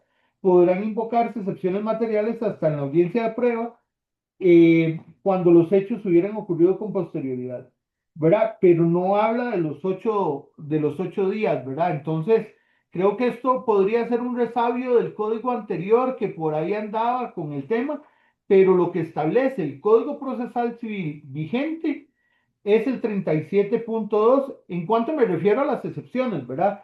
Y ojo, aprovecho el tema, por lo menos apegándome a lo que dice la norma. Dice que se deben oponer con la contestación y dice debidamente razonadas. Y ojo, y yo soy de los que digo, y si usted me ha escuchado a mí decir esto en otras ocasiones, desmenucen la norma, desbaraten la norma y mastiquen con cuidado la norma. Dice debidamente razonadas. ¿Qué significa? Que no solamente debo indicar o nombrar esa excepción, sino que yo debo razonar y establecer argumentos de carácter jurídico que permitan entender por qué esa excepción debe ser declarada con lugar. Pero además le meto un empujoncito mayor. Si tengo prueba que permita sustentar esa excepción, pues voy a aportar prueba que permita sustentar esa excepción. ¿Por qué esto? Y aquí viene un tema de ya puro manejo de audiencia. Porque recuerden de que ustedes van a tener que litigar con alguien al frente. No es que van a estar solitos. ¿Y qué significa eso? Resulta que en el 102.3, por ejemplo, en la actividad de la audiencia preliminar, en la actividad número 4, está la fase donde el actor o el reconvector puede contestar las excepciones opuestas y puede ofrecer contraprueba. Entonces, imagínense, ¿verdad? Si nuestras excepciones fueron realistas, y a mí ya me ha pasado, donde ya yo le he dicho, cuando me dan la oportunidad de contestar, yo le digo, mire, en esta fase yo quisiera decir algo, pero tengo muy poco que decir, la parte no cumplió con lo que decía el 37.2, las excepciones no fueron razonadas, no están fundamentadas, no están explicadas, y bajo ese parámetro es imposible ejercer el derecho de defensa cuando la misma parte no se preocupó por razonar cuáles eran las excepciones que estaba presentando, es decir, no cumplió con esa obligación de debidamente razonadas. Y no es poco común, que es lo peor de todo. Suele pasar más de lo que quisiéramos. Pero sí, esa parte es muy importante y de hecho, nuevamente, si se hace una correcta previsión del caso, del proceso, ahí vamos a saber precisamente cómo andamos de prueba, ¿verdad? Y si somos la parte contraria, pues ahí sí podemos enderezar un poco el barco, ¿verdad? Hasta donde nos lo permita la excepción propiamente para poder ofrecer esa contraprueba. Entonces son los pequeños espacios que podríamos todavía, pues justamente aprovechar en caso de que seamos actores y tengamos esa posibilidad en la audiencia preliminar, por ejemplo. Gracias.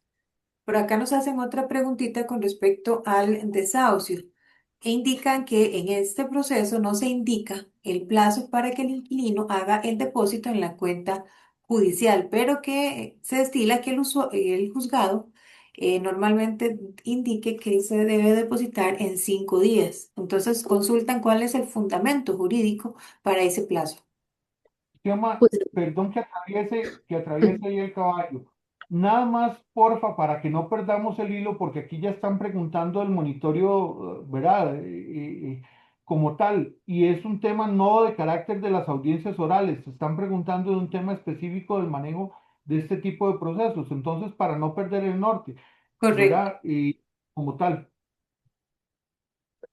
Nada más para efectos de la pregunta que plantean, en temas de monitoreo de arrendaticio, el tema del depósito se debe realizar no en los 5 días, sino que el depósito se hace en la fecha establecida, ¿verdad? Según el propio contrato entre las partes. Entonces, lo que se establece es que una vez que se hace la notificación, la próxima mensualidad, ¿verdad? En la fecha que esté establecida con base en el contrato, esa próxima mensualidad es la que tiene que depositarse en la cuenta judicial. El plazo de los 5 días es para referirse, presentar su oposición formal en el proceso, ¿verdad? Pero entonces nada más creo que hay como una confusión en cuanto al tema del plazo. Nuevamente, la renta se tiene que pagar de forma inmediata después de la notificación, según la fecha que esté establecida en el contrato. no es en los 5 días. Los 5 días son para efectos de la oposición al proceso monitorio arrendaticio. Muchísimas gracias. Ahora, David, tal vez volviendo al tema de las audiencias. Con respecto a la audiencia de práctica de prueba, ¿existe algún orden que deba llevarse para la práctica de la prueba? Sí, sí existe un orden y voy a seguir yo de majadero, qué barbaridad, ya voy a cansar yo a la gente y ahí me disculpan, pero yo creo que si manejamos bien el código, yo soy un muy necio en esto y en los cursos de litigación que he dado, soy muy necio de que si la persona, si el litigante sabe utilizar el código y sabe dónde está la norma, y perdonen que lo ponga en una forma ordinaria y corriente, no se lo van a rodar, no se lo van a bailar. ¿Por qué? Porque usted sabe dónde está la norma que le permite hacer o no hacer un determinado acto. Y en el orden de la prueba está en el artículo, perdón, 41.4.4, donde viene específicamente el orden de la prueba y donde dice, establece la norma que el orden va a ser reconocimiento judicial, declaración de partes, declaración de peritos, interrogatorio de testigos. Ojo, ¿verdad? No vamos a hacer las del chavo. Ah, bueno, y entonces si no hay que hacer reconocimiento judicial, entonces no se puede hacer la audiencia. No, evidentemente vamos por descarte. Si no hay reconocimiento judicial, seguimos declaración de partes. Si no hay declaración de partes, bueno, siguen los peritos y ahí siguen los testigos. Pero ojo, ojo, y aquí viene un detalle importante y por eso insisto, hay que desmenuzar con calma la norma.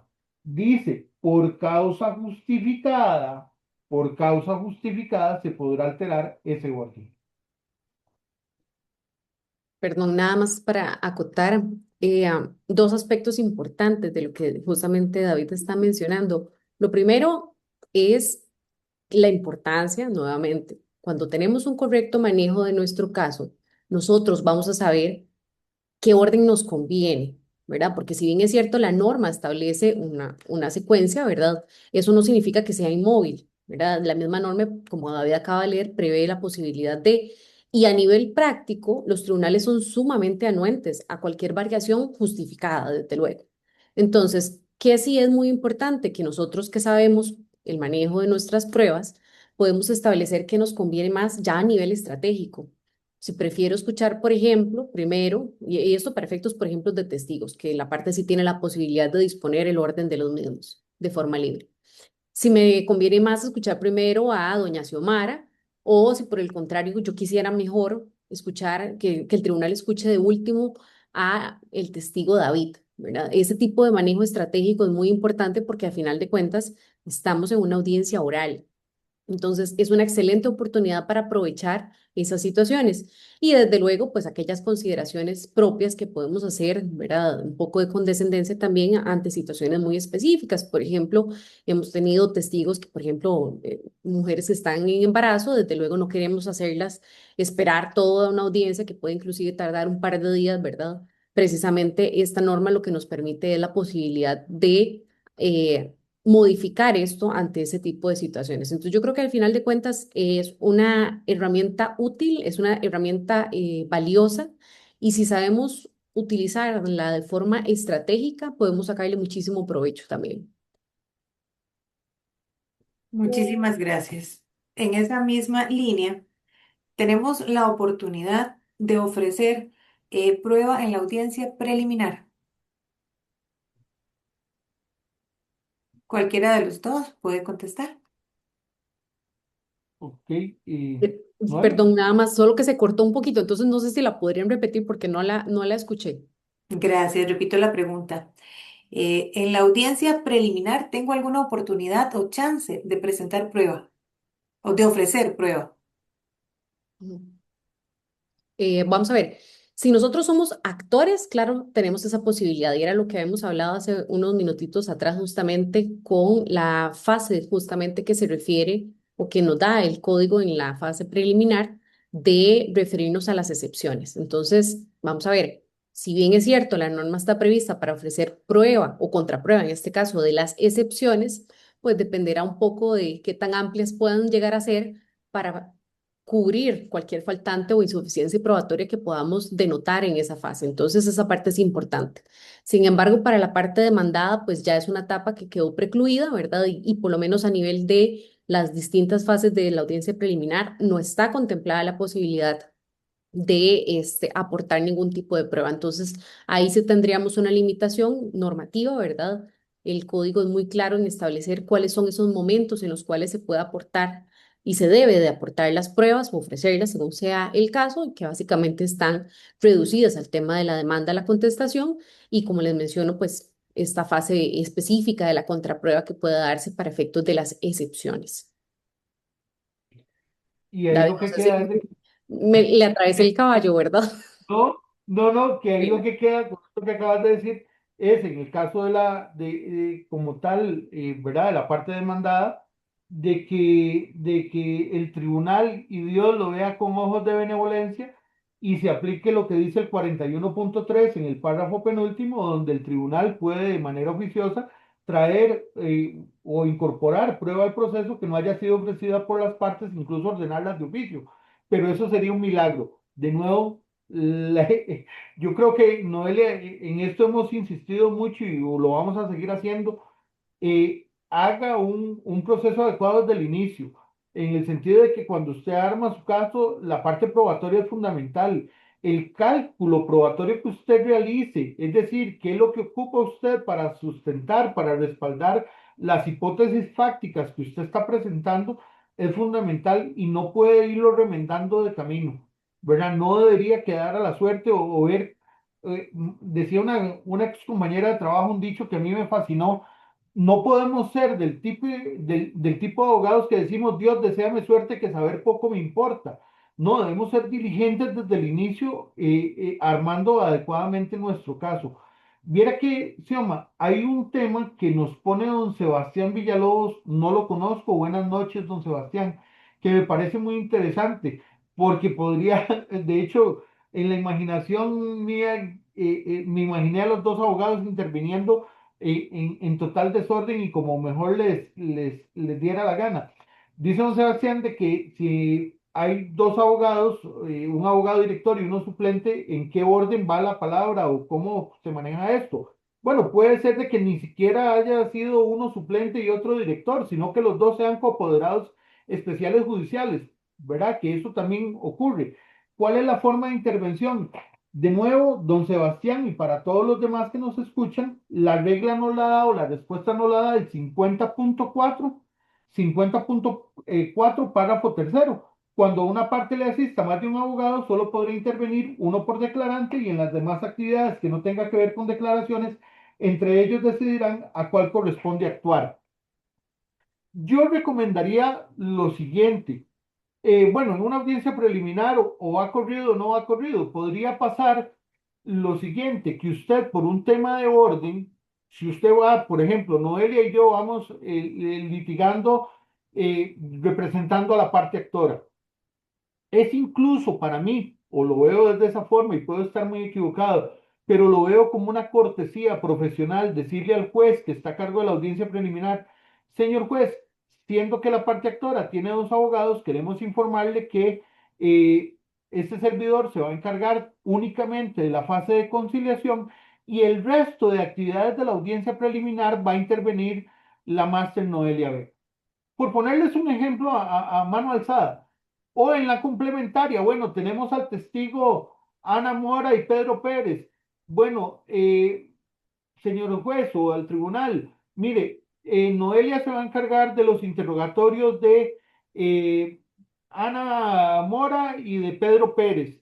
Y yo me voy a encargar del interrogatorio del perito y de las objeciones de la contraparte. Ustedes reparten las funciones como ustedes consideren convenientes, pero sí incluso es de buen gusto, y eso sí lo he notado por parte de los tribunales, que ustedes amablemente le digan cómo se van a repartir esas funciones para que no intervengan en el desorden y tampoco se quede el tribunal viendo a ver, bueno, ¿y cuál de los dos? O que te van a preguntar, ¿el licenciado, es usted Lara o la Master Vega la que va a intervenir? Sino que nosotros ya le definimos y le damos a entender, y ojo, vean la visión y el rastro que deja esto, Sebastián. Ya le estamos diciendo al tribunal, y no lo digan ustedes, nada más, déjenselo ahí calladito. y le estamos mandando un mensaje indirecto a la contraparte donde le decimos, mire, nosotros venimos tan bien preparados y tan bien organizados que tenemos repartidas las funciones. Ya cada uno sabe lo que va a hacer. Es más, venimos a liquidar de esta forma, así, así, así, así, así, así. Ese es un mensaje hasta subliminal de la organización que tiene la parte como tal. No sé, Noelia, ¿cómo ves esta parte de cuando hay varios colegas? Ustedes que sé que en la oficina generalmente van varios.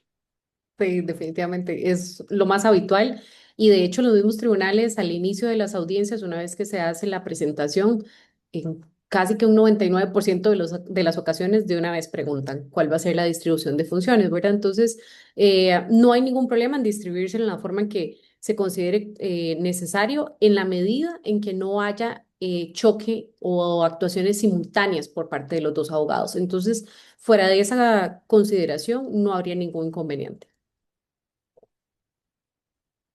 Muchísimas gracias.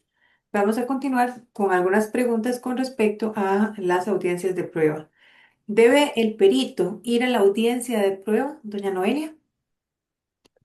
Sin duda, es un deber, ¿verdad? Y aquí es muy importante cuando vemos el tema, o varias consideraciones importantes sobre el tema de la prueba pericial. Cuando estamos en presencia de este tipo de pruebas, independientemente si fue una prueba pericial ofrecida por la parte o aportada por la parte, o si se trata de un perito judicial, es justamente en la audiencia donde se va a realizar el examen, ¿verdad? Y por examen estamos entendiendo de cualquier tipo de aclaración, de adición, de explicación adicional que se requiera, explicación de metodología, impugnación del informe, lo que tenga que ver con el fondo del dictamen pericial se hace en audiencia, ¿verdad? Es ahí en vivo, a viva voz donde se va a cuestionar ese informe pericial o se va a pedir las adiciones que correspondan. Entonces, la asistencia es fundamental. La norma prevé que inclusive si el perito no llegase a asistir, evidentemente pierde el derecho a sus honorarios porque desde luego está generando un atraso tremendo en el proceso, ¿verdad? Es un derecho y es justamente en la audiencia donde las partes ejercen ese control del contradictorio, ¿verdad? Entonces, esa parte es esencial. Lo otro que es muy importante es el ejercicio mismo de ese derecho.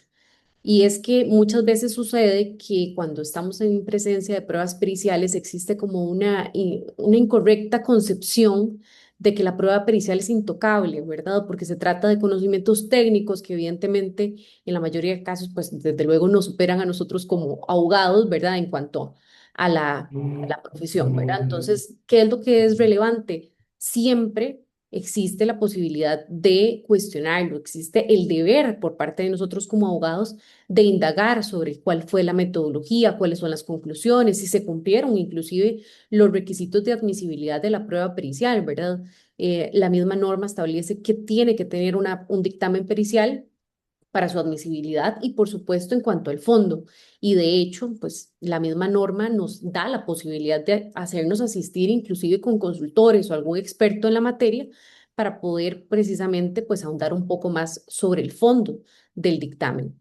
Lo que sí es muy importante, me gustaría como dejar esa situación planteada, es que no podemos pensar que porque se trate de una prueba técnica, se vuelve un tema intocable o se vuelve una verdad absoluta. Por el contrario, en materia pericial estamos hablando de probabilidades según la técnica, ¿verdad? De la materia que estemos en cuestión y más bien es nuestro deber como abogados realizar todos esos cuestionamientos y muchas veces hasta desde una perspectiva formal podemos sacar información sumamente relevante. Y aquí voy a permitirme contar una mini anécdota muy, muy vacilona que tuve el año anterior, me parece que fue, donde en una prueba pericial, pues el perito había utilizado prueba documental que se le había rechazado a la parte en la fase de admisibilidad. Sin embargo, de una forma un poco solapada, trataron de incluirla, pasándosela al perito, ¿verdad? Y curiosamente, donde nos dimos cuenta del problema fue porque incluyeron información que estaba en inglés. Y entonces, dentro del interrogatorio que le planteé al perito, ¿verdad? Lo fui llevando para hacerle algunos cuestionamientos sobre cuál fue la información básica que utilizó, cuáles fueron sus fuentes, a dónde estaban los anexos y demás. Me confirma efectivamente que utilizó esa prueba documental que ya había sido rechazada, que estaba inclusive en idioma inglés, y al final pues cerré preguntándole que si el señor tenía conocimiento de inglés, ¿verdad? Y justamente terminó por aceptar que ni siquiera hablaba el idioma. Entonces, todo esto lo traigo a colación porque es muy importante para nosotros quitarnos ese estigma o esa situación que tenemos en un poco de limitante, ¿verdad? De que no podemos, por ser abogados y no conocer esa materia en específico, no podemos preguntar, no podemos cuestionar un informe pericial. Entonces, esa parte sí es muy importante que nos demos a la tarea de entrar de lleno con la prueba pericial, cuestionarla, revisarla, hacernos asesorar en caso de que sea necesario, pero siempre bajo esa premisa. David. Híjole, ya el solo tema de la prueba pericial convoca a todo un rato de discusión enorme, enorme, enorme, ¿verdad? Y más cuando, digamos, y tal vez tengo una deformación, voy a decirlo así, porque en el 2023, en octubre del 2023, llevé un curso con el profesor Juan Sebastián Fajardo Vanegas y con la profesora Marina Gascón, que era de la confrontación de la prueba pericial, de la teoría a la práctica. Y luego de escuchar también a la profesora Carmen Vázquez, que ha insistido mucho en el tema de la prueba pericial y que es un referente, eh, sin duda alguna tengo que secundar las palabras de Noelia, quien ha hecho un resumen ejecutivo de todo este océano que es la prueba pericial. Pero yo insistiría en el punto medular de lo que tocó Noelia. En el momento en que nosotros le rendimos pleitesía al perito o al peritaje, o pongámoslo de forma más coloquial, en el momento en que nos enamoramos del perito o de la pericia, ya vamos listos. Primero, nosotros los abogados no podemos saberlo todo, jamás podemos saberlo todo, y necesitamos necesariamente de otras ciencias. De hecho, en una clase eh, que una vez tuve la oportunidad, Noelia, con un profesor que creo que usted conoce, y digo este creo con ironía y sarcasmo, el profesor Daniel González Lagier, decía el profesor Daniel González Lagier que para él, antes de que una persona estudiara derecho, necesariamente tenía que tener otras dos carreras de ciencias sociales. Llámese, incluso él decía, podría ser filosofía, sociología, pero que tenía que tener base para que tuviera otras carreras que le dieran una visión de mundo. Yo creo lo mismo, los abogados necesitamos tener una visión de mundo completa y ojalá eh, métanse en cursos de otra cosa, que les den una perspectiva distinta de la carrera de derecho. A veces nos intoxicamos solo de mucho derecho y con la prueba pericial es necesario tener una mente muy abierta. Y si sentimos o le rendimos pleitesía al perito, estamos mal. Si no cuestionamos la pericia, estamos mal. Si le preguntamos en un interrogatorio al perito cuál es la tasa de error de su pericia y nos dice cero, uy, ya tenga mucho miedo de lo que le está diciendo. Pero también vienen otras cuestiones estratégicas por una pregunta que hace don Cristian en el chat que me parece muy buena. Vamos a ver, usted también tiene la posibilidad como contraparte de ofrecer su propia pericia. Entonces también puede colaborar, si usted considera y tiene un interés directo en lo que se está haciendo, ofrecer en el momento procesal oportuno, porque hay momentos para ofrecer la prueba, ofrecer su propia pericia. Y no es extraño de que hayan procesos civiles donde está la pericia de la parte actora y la pericia de la parte demandada. No es para nada extraño, ¿verdad? Yo sí quisiera aprovechar, y ojo, aclaro de que son de libre acceso y no estoy violentando derechos de autor. Hay dos guías que estoy tratando de pasar en estos momentos al chat de esta actividad, que es una guía sobre los contenidos de informes periciales diseñada por la profesora Carmen Vázquez, que lo diseñó para la Suprema Corte de Justicia de la Nación en México, y un manual de prueba pericial realizado también para la Suprema Corte de Justicia de la Nación en México. Ahí se los dejo para libre descarga, los pueden conseguir en internet, que les va a ayudar también a entender muchísimo el tema de la prueba pericial. Muchísimas gracias, don David, por sus aportes. Vamos a continuar con el abordaje o la práctica de la prueba, ¿verdad? Con respecto a los testigos y abocándonos a ellos exclusivamente, cuando se interroga a un testigo y hay una objeción a la pregunta, ¿se debe sacar el testigo de la sala de audiencia?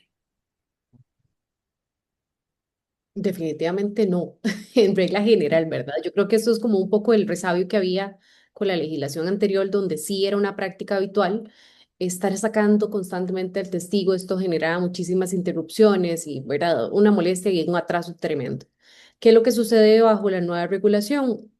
La regla es que usted deje al testigo ahí. ¿Y por qué es que se cambió esa modalidad? Porque en realidad también estamos en una audiencia oral donde debería ser mucho más expedita. Esa parte, el tema de las oposiciones, debería ser una oposición técnica. Y esto lo que significa es que debe ser bastante sucinta, dice la norma. En realidad, el tema de la oposición a una pregunta pues debería ser muy puntual, muy técnica. Basta con hacer la mención breve de cuál es el sustento de esa objeción que se realice, ¿verdad? Sin necesidad de revelar ningún tipo de información adicional que pueda, obviamente, pues, generar alguna situación en específico con el testigo. En casos calificados es posible sacarlo, ¿verdad? La norma prevé esa posibilidad, sin embargo, en la dinámica práctica no es la regla. Por el contrario, el testigo se mantiene. En mi experiencia he tenido quizás un par de veces que sacar al testigo por alguna situación muy específica, pero nuevamente es raro tener esa necesidad. Lo que sí hay que tener muchísimo cuidado es cómo se formula la objeción, ¿verdad? Y cuando estamos del otro lado, también tener ese sentido de control y de vigilancia para evitar que la parte a la hora de fundamentar pues termine dándole información indebida al testigo o al declarante, según sea el caso, ¿verdad? Entonces, esas me parece que serían como las previsiones importantes que tendría que tomarse en consideración. Muchísimas gracias.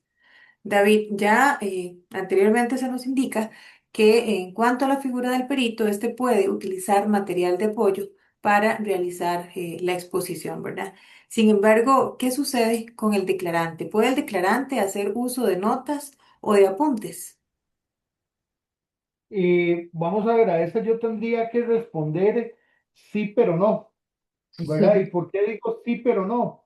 Porque resulta que hay una fracción o un inciso del 41.4, específicamente el 41.4.5, que ese es muy extenso, que es la forma de los interrogatorios, y en uno de los párrafos establece que el declarante no podrá leer notas ni apuntes, excepto, y aquí es donde viene el detalle de la norma, excepto que se autorice cuando se trate de preguntas referidas a cifras, fechas, datos de difícil precisión o en los demás casos que se consideren, y voy a marcarla ahí, justificados, ¿verdad? Justificados.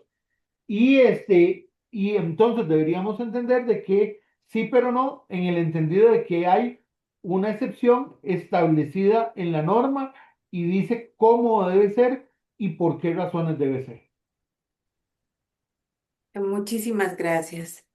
Voy a ir puntualizando porque todavía tenemos bastantes preguntas, pero ya vamos casi al filo de las 8, entonces para ir puntualizando algunas otras preguntas que considero que son bastante importantes. Doña Noelia, ¿cuál debe ser el abordaje de un testigo hostil?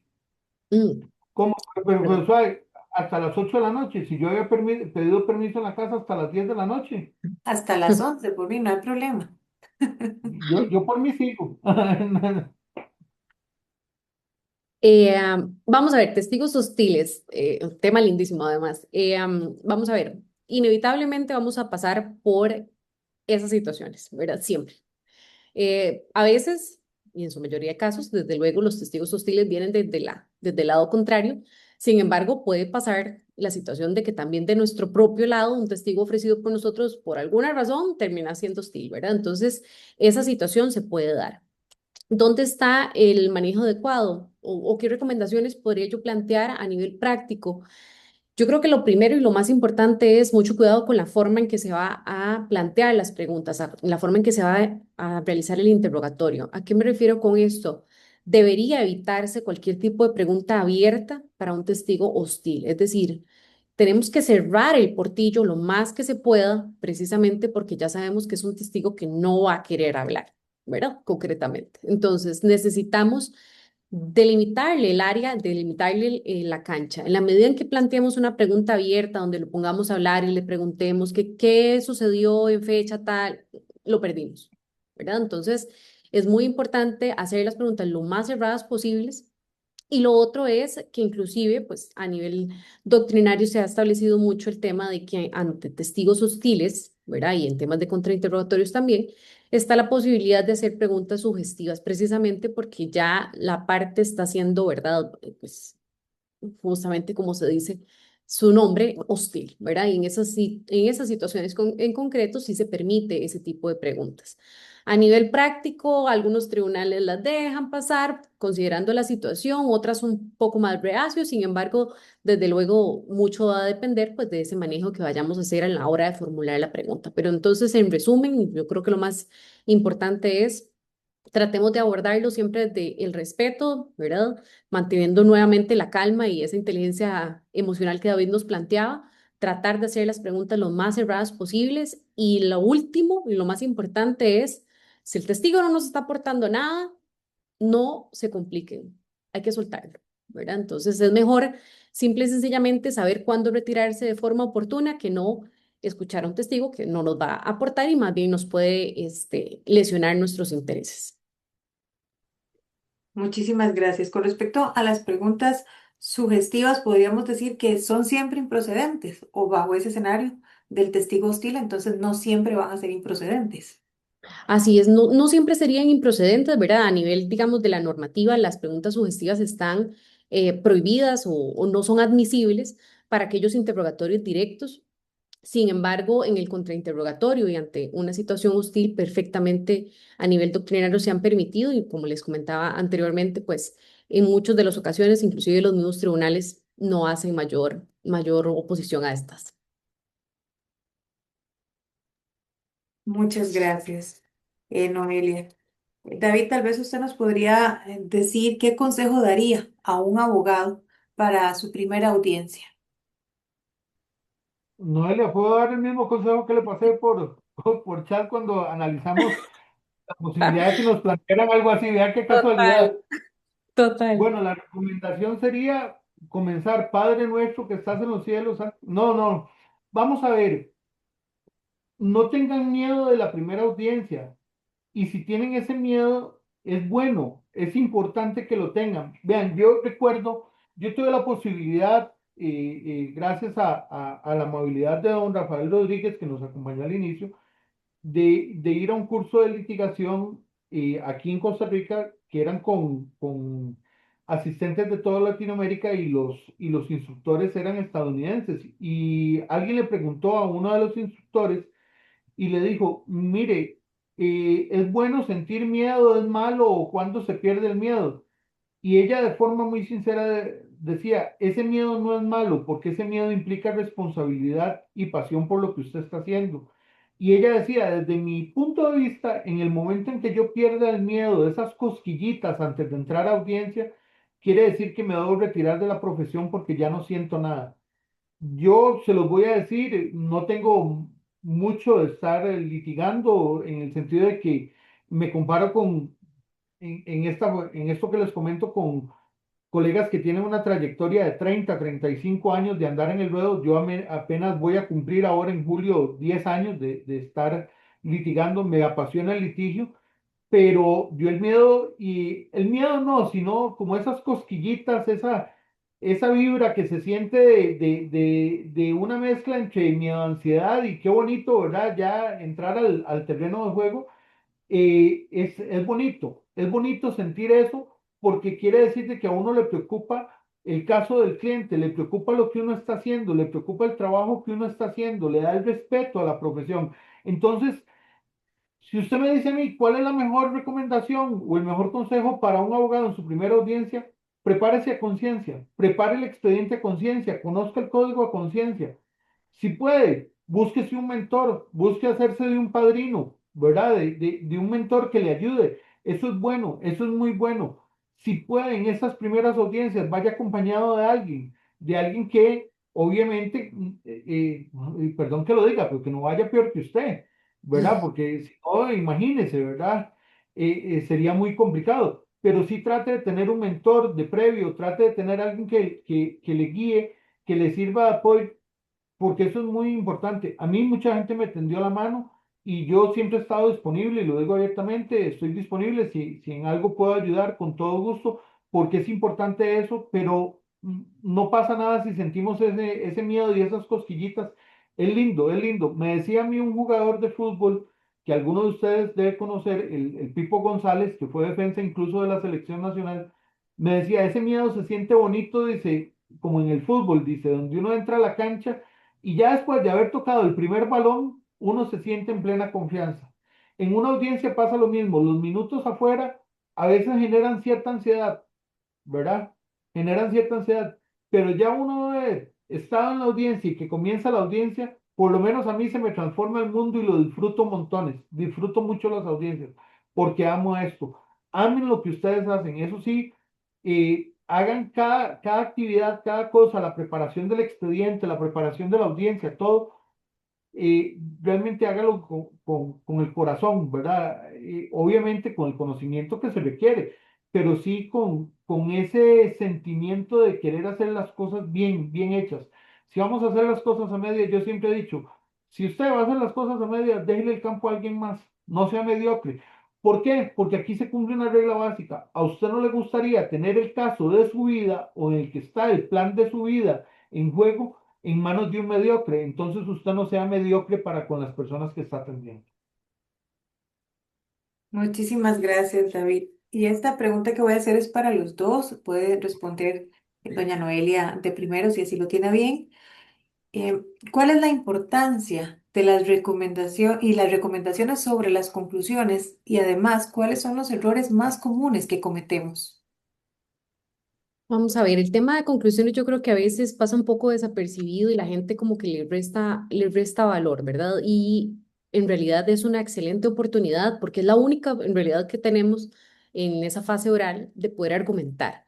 Entonces, venimos de una jornada muchas veces muy extenuante o a veces inclusive días de estar recibiendo prueba y llegamos a esa fase de conclusiones donde ya muchas veces lo que queremos es terminar la audiencia, ¿verdad? Y no sacamos el provecho respectivo de esa fase. Cuando vemos el tema de las conclusiones, yo creo que tenemos que tener en miras varios aspectos importantes. Uno, explotar el tema de aquellas pruebas que nos fueron beneficiosas. Por el otro lado, también atacar esas pruebas que resultan débiles de la parte contraria, evidenciar las contradicciones y finalmente, pues poderle dar al juez una suerte de ruta de cómo decidir el caso. Entonces, tenemos muy poco tiempo, ¿verdad? Normalmente en una audiencia ordinaria, a lo mucho nos darán 20, 25 minutos para poder exponer conclusiones de a veces jornadas bastante extensas. Sin embargo, nuevamente aquí se pone a relucir el dominio del caso y la capacidad de síntesis que logramos tener. Entonces, yo creo que una de las recomendaciones que podría darles es que a lo largo de la audiencia, o por lo menos yo lo aplico de esa manera, a lo largo de la audiencia, siempre tengo una libreta donde voy anotando como algunos puntos muy significativos o llamativos del abordaje de las pruebas que voy realizando, de las debilidades o contradicciones que puedo encontrar de la parte contraria, y eso me sirve muchísimo para el momento de hacer conclusiones, donde en muchísimas ocasiones pues son de forma inmediata, a lo mucho tal vez nos darán 5 minutos para ordenar un poco las ideas. Desde luego, obviamente uno hace un borrador de conclusiones, pero necesariamente desnutrido por lo que ocurre en la audiencia. Entonces, esa toma de notas muy breves es la que me permite como hacer una revisión, un chequeo rápido para el momento de las conclusiones poder incorporar esos elementos que son realmente significativos. Yo creo que el mayor error en la parte de conclusiones es querer repetir otra vez, ¿verdad? Lo que ya está en demanda, lo que ya está en contestación, o querer abordar todo de forma súper amplia, porque evidentemente no nos va a alcanzar el tiempo. Es aprovechar esos pocos minutos donde realmente podemos terminar de redondear las ideas, donde podemos argumentar y explotar esa fase para recalcar y recordarle al tribunal, mire, fulanito entró en contradicción por esto, por esto, por esto, ¿verdad? Lo digo. Entonces, esa oportunidad creo que es bastante valiosa y deberíamos de sacarle muchísimo más provecho porque realmente puede generar un impacto relevante en ese cierre de esa etapa procesal. Muchísimas gracias, don David. Ya agregar algo más sería Gula, lo ha dicho de forma muy acertada Noelia, sí tomen notas y por eso tal vez nada más la acotación. En esto ayuda mucho cuando uno va a litigar con un colega de la mano en equipo de trabajo, porque también sirve para que ese colega también vaya percibiendo ese tipo de situaciones. Para mí, digamos, en procesos civiles no hay nada más rico que litigar acompañado. ¿Por qué? Porque va uno muy sincronizado, más si es un colega de confianza con el que usted sabe que se maneja bien, que se pone la camiseta también, ¿verdad? No, no que vaya a ser, perdón que lo diga así y va a sonar horrible, horrible, pero no que sea un lastre, que sea necio, que sea majadero.